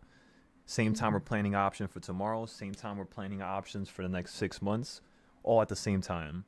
It's like a bunch of moving parts and pieces at the same time. You know what I mean? So, you see the time. It's 4 p.m. Time for us to close this live. Thank you everybody who showed up today. For the next 6 hours, we are going to be working on charts so I could fix all these other little I got to fix a lot of things, like a lot. So I'll be recording everything as I fix it so that I can kill like 3 birds with 1 stone. But yeah, if you guys, again, going into the future, would like to be a part of the Discord, as a closing statement, make sure you recognize I'm only comfortable with it as long as you have some profit. The first month is most likely not going to be a profitable month, just due to me training you. I don't even want to consider profit. You can be, of course, if you have the motivation for it. All you guys do is have one thing, going on with a certain account with what I'm telling you to do, which is cheap trades, $100, $50, $20 that you only have in that account. And then what you could do is you can have your other accounts in the background, and as you start to feel more comfortable, you can start to ease into those, right? That's how we do things on the Discord. Because if you could turn a $20 account into $2,000, you could turn a $2,000 account into $2 million. It's not much of a difference. It's just a few more zeros, which is the same thing. You're doing the same thing. How you got to 200, then how you got to 2,000, it's the same way you're going to use that method to get to 20K. That's why I'm telling you guys, the way I want you trading truly is to always trade 0 days for a certain reason, certain purpose, while at the same time most of your capital is in these 5 to 10 days. Not at one moment, of course, you're averaging into the play, meaning sometimes I only buy 5 contracts and I wanted to buy 50 and the move happens, but that's okay. Those 5 contracts, because I made sure that 5 was enough for me to be profitable in terms of the week. Let's just say if I make $2,000 a day, well, that $500 could, very much become $4,000, $6,000. It's happened before. One time we had a Tesla contract that was around $80 that I gave out to everybody. Discord, YouTube, and the Patreon, of course. And that one trade ended up going to $6,000 each. Everybody got out of it around $3,000 though. And we got into it around 100. Some got in for 80. Some got in for like 120, 130. And we were selling those things for 900, then 3,000, and then 6,000 was the peak. So it does happen. It's just right moment, right time, you know what I mean? But for some reason, it tends to be around the end of the year. End of the year and then like the beginning or the middle. September is always one of those weird months where it's like, all over the place. Same thing with August and October. October is kind of like the start of the last 3 months, so it's a very funny month where, like, lots of times directions actually change in October. So the reason why I'm bringing up months right now when I was talking about joining the Discord is because you must understand everything happens for a reason.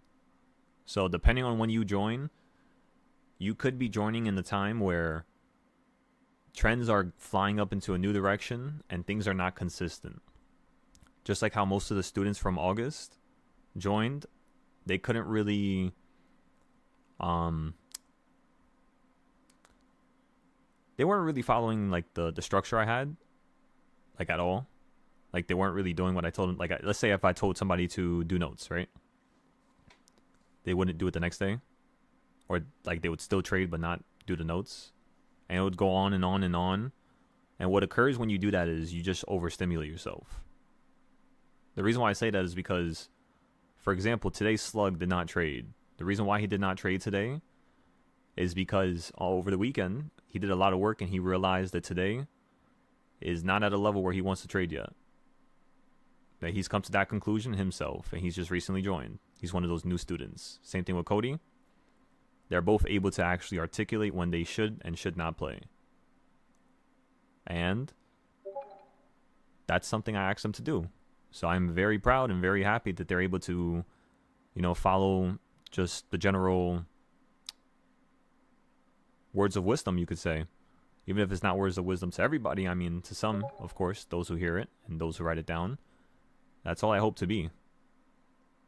So you don't have to make a mistake that I did. And yeah, a lot of those students just couldn't stay. They couldn't be profitable after 2 months because they just weren't doing exactly what I told them to do. They were kind of going Rambo. So I can't have that. I don't allow that here, unfortunately. But I am a very fair person, so yeah, just recognize things. If you guys can't have the opportunity to join this Discord, remember, there's another Discord where I teach people a very simple structure, very simple lesson. We don't go over classes. We don't do nothing. And that's the mini Discord, the options mini. So I suggest looking at that Discord first before looking at something that's more expensive once you're profiting. Now, in terms of tomorrow's trades, what are we going to do to make sure we can, guess what can happen tomorrow? Very simple. The last thing I will say is this. I think we talked about everything we needed to talk about. The Discord, Patreon. We talked about the updates that we're going to do here. What we're going to do for the next couple hours today. The next thing we're going to do is... Shit, I just forgot. I just thought about it for a second. What do you want to call it? Oh, yeah, talk about tomorrow. So for tomorrow, what I'm thinking is, if the market opens up around 684.50, we're going to play calls for this to run up to 687 for us to potentially reach this high. And then we're going to buy into those very expensive calls, potentially 30 days out. That's going to be the last set of puts. That's going to be the last set of puts that we buy. And that's going to be the most expensive one. Hopefully by then, the contracts are at the price that I would like them to be. And boom. That's all we need. Oh, I just got a whole new idea right now, too. Wait, let me think. I'm forgetting it.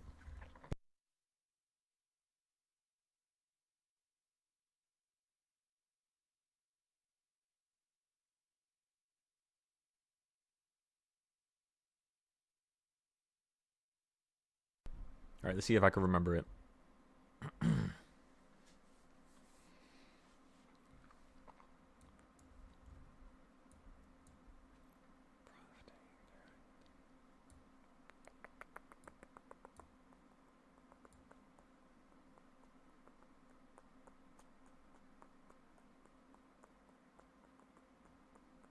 Damn. Where did it go? Where did the idea go? I was like drawing a chart in my head for a second. And I want to draw it. Calm down. Remember, whenever you forget something, the first thing you do, just breathe for a second. Calm down. And let me see.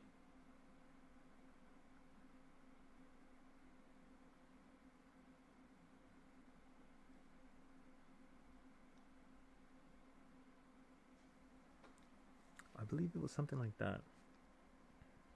It was something like... Let me just start drawing stuff. It was something like this here.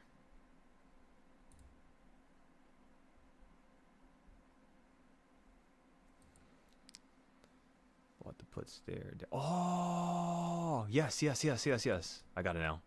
Alright, stop. Delete this. Oh my god, I'm forgetting it as I'm thinking. Oh, that's close. It was close to it. But I gotta go up here. And then let's say... Okay, so I can't draw here. I have to go on the monthly. That's what it is. Okay, so let's go on the monthly. Let's go... to the yearly one. Let's chill here for a second. Let's put you over there. Move you over. Move you over. And then, the next thing I want to do is... Actually, I need these boxes. What am I doing? So I'm going to need these boxes. Actually, you know what? I have a chart that already has these boxes done pretty nicely. Where is it? It was pink, I remember.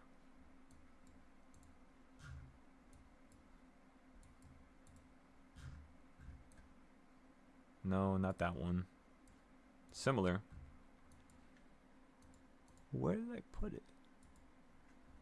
Not that one.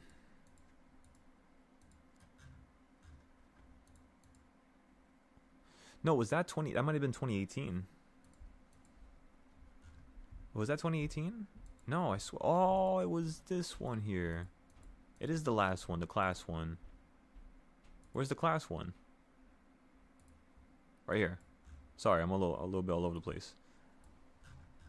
Trying to figure out which chart it was. Yeah, so it's this one here. All right, everybody. So what I was thinking was this here. This is obviously the level that we need to hit. You were supposed to hit it and fall. That was the first initial idea. The next initial idea was to run up higher than the line and then fall beyond the midpoint, going down somewhere over here. Let's just say you continue going higher, right? The first thing you want to understand is you can get calls up here, but only if it gives you a double point of confirmation. It doesn't have to, you know, hit the line per se. Like you could do something like this where you get above the line, go above it, hit it like that, don't touch it, buy calls here, and then it runs up higher. You could definitely get something like that. Runs up higher to like, 1 second. You know, like up here or something. What is happening? Oh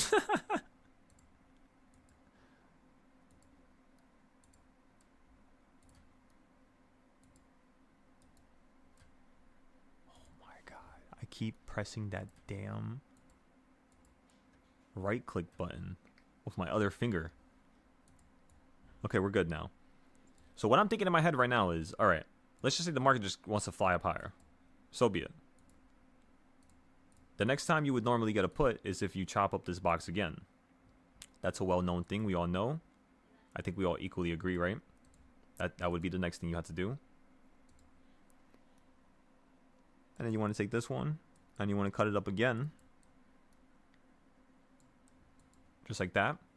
Now, we have a little bit more areas that we could work with here. So the next major area is this one right here. That's going to be a 1/4 point of this box here that we created, which is already, as you can all see, that's already a 1/4 box right here. Actually, if you really look at this, that's copied on top because of COVID. Not because of COVID, because of tariffs. So basically, this is the full box right here. That's a duplicated box. That's half of it. So that would be 1/4, yeah. So this would be 1/8. So the 1/8 area that we're looking for is going to be 695. As you can all tell, that's pretty far away from us. Let's chop it up one more time. The next area is going to be 686, right around where we're at right now. 686, 685. You're literally at that area. So that's going to be the 1/16 point, which again, for some reason, the market always listens to the 1/16 point more than like a 1/2 point. You always end up doing that for some odd reason. But some years, you do actually, like on the big scale, like on the biggest scale, or the bigger scales, you could say, the yearly ones, you tend to perfectly touch these points, yes. Like the tops and bottoms and 1/4, yes. You don't really go for the 1/16s. But for some reason, I started noticing when you go into the future or you go up into a newer high, it kind of switches around a little bit. So you have to pay very close attention to what you're doing here. So what's the first idea, right? The first idea, ladies and gentlemen, is that you could play puts from this line. This is just like what I did with Tesla. That's how I told everybody to buy puts before the market fell from 480 back down to 200. If you guys remember that. It was a little while ago. The next arrow that you could play puts at is going to be right here. The next arrow, of course, is going to be right here. I can actually put them in each box, I guess. Maybe that will make you understand it a little bit more.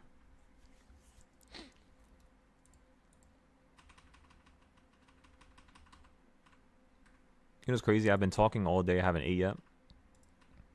I'm gonna have to grab something in a second and drink water. So yeah, does everybody see what's going on here? It's a very simple conundrum, is what I'm trying to say. There's only 3 levels you could buy puts from to go down and fall out the sky until you get to 740, or until you get above 711, which is kind of funny that that's a structure point for SPY. That's actually ridiculously funny. I didn't even notice that. I'm sure it says it on one of my other charts, but that's really funny. I actually want to find it. I want to see if it does. So again, once you get above 711, then it's 719, 727, and then for the finale, 744, ladies and gentlemen, that's when we full port. So how you play puts is pretty much just like this here, you see? It's the same thing every time. Like, these are like the best areas to play puts at.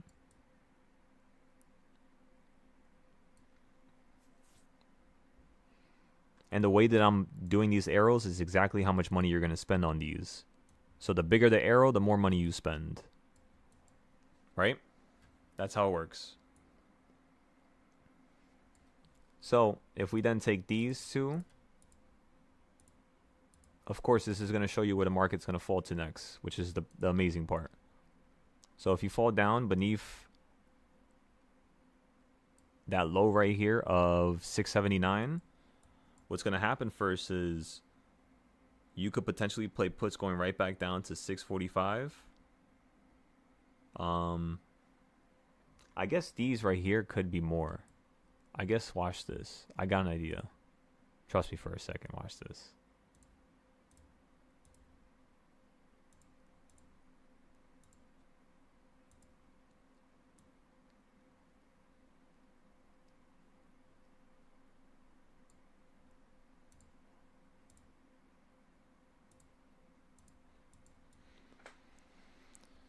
All right. So these right here are the easy plays. Whatever's yellow is like an easy ass play that one would basically normally trade. That's how I want you thinking about this. I can actually create a new style of trading at for this right here, because that's so perfect. Because then guess what I can have right on top of this arrow? A bunch of gibberish, right? And it explains that arrow. It tells you what to do at that arrow at that point. So I got another idea. We'll do that after. Wait, what was I talking about before? I was talking about these boxes and they're... And if you want to buy puts, just be careful because these are all puts. Every single thing you see on my screen right now is all puts. This is not calls right now. Calls would be literally the opposite, but near the same area, you could say. But yeah, that's pretty much all.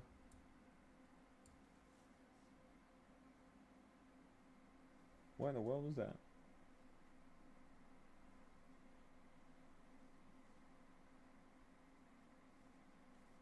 I swear I saw like a dragonfly or some shit. I could be bugging though. It could be light. For some reason light refracts weird off my eyes.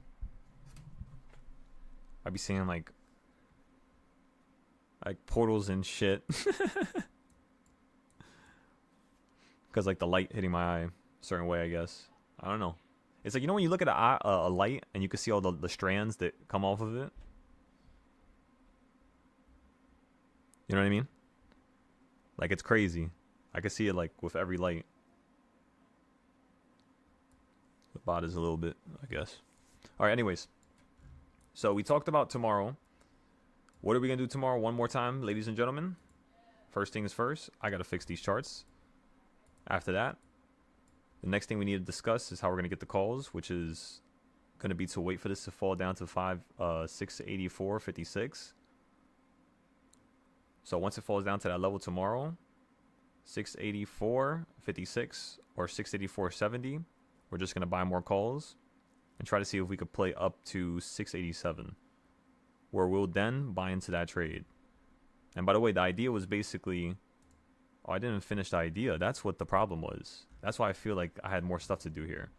What I was trying to say is, depending on which of these entries you want to choose, the one thing that I always would want you all to understand and make sure you kind of just make sure you do it is if you wait for the midpoint to get into a put, which is right here, there's 3 different ways you could play this. It's either the small way, which is just to here, and then it bounces. There's the medium way, which is like to here, then it bounces. And then there's the expert way, the difficult way, which is like somewhere down here towards the bottom, like King's Point, where then you could bounce. Right?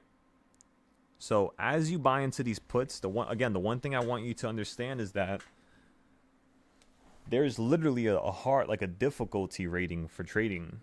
There's a way to trade on easy setting. There's a way to trade on hardcore. There's a way to trade on like veteran setting, like the hardest thing possible. There's also a way to trade normal, right? I guess. But let's just say we go through all these different ideas one more time, as simply as possible, in a couple words. Every location has the best thing you should do at that point. Simple. That's it. When I add the green arrows and I merge them with this, you'll see exactly what I'm referring to. Because it's pretty much the same thing but flipped. And you see how there's some certain spots where there's no arrows? Well, then when I flip the green arrows and I add them there, you'll be able to see the other concepts, other ideas of the opposite direction. Because this is just the downside. But yes, let's just say you choose to wait for 712, 711 to get your puts. Just recognize it's not a bad idea. At that point, you have a lot more opportunities. You can get a cheap put, a medium-sized put. Shit, you can even go with a bigger put. But if you're at 695, which is still an important area, right? It's a 1/8 point. Still important. But you don't want to go that large. So you have to already be in the large trade is what I'm saying to you. You don't want to be buying it at that point. You should already be in it, if that's what you chose to do. If what you chose to do is play the middle and small term, then so be it. Those contracts are really cheap, so I can understand why you would want to do that. Then when you have about $500 to $1,000, I just want you guys choosing these trends. But guess what? Are you going to wait for it to fall from all the way up here to all the way down here to sell it? And the answer is no. By the time it falls to here, you can put a stop loss and sell out.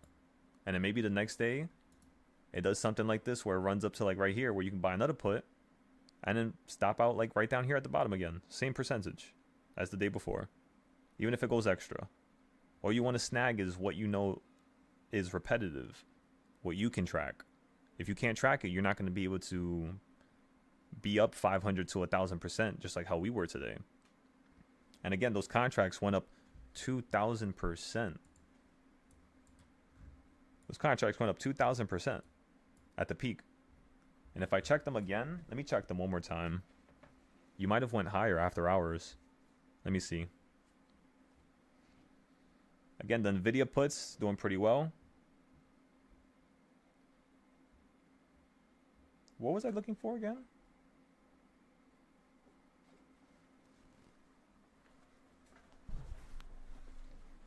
Let me see.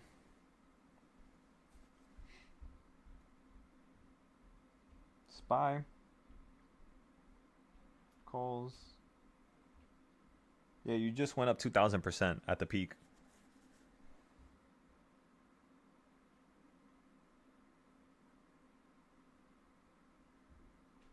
I guess not really 2,000%. That would be. Thank God. I thought I was bugging for a second.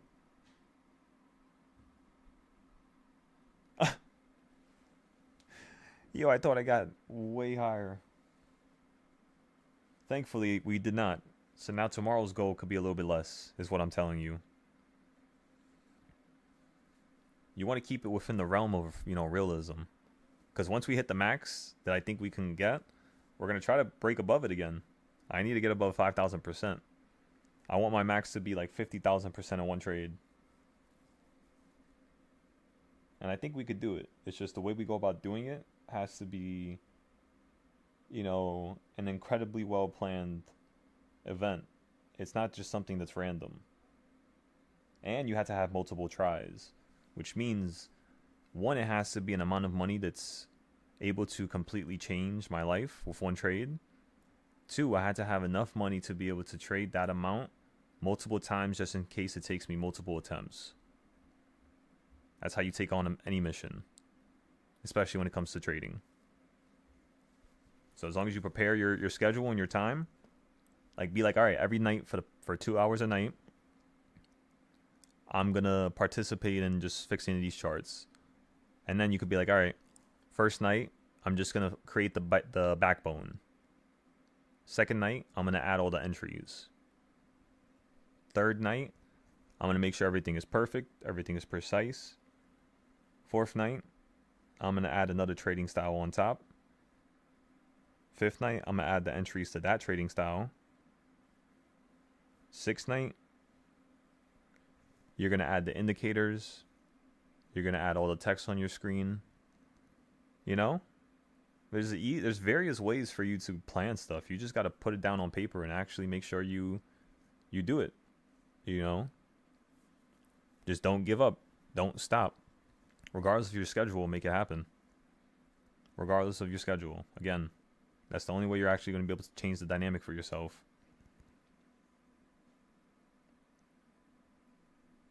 Yeah, it's like the idea of staying on the fence, you know? Like in lukewarm territory.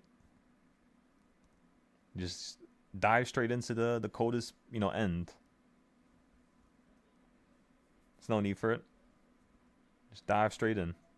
Because once you dive straight into the coldest end, everything else is going to feel warmer. Everything else is going to feel more, relaxing. Not as strenuous, not as stressful. I believe that's the best way for us to chart, yeah. So remember, tell yourself that. Every night you're going to fix one thing. You have multiple attempts.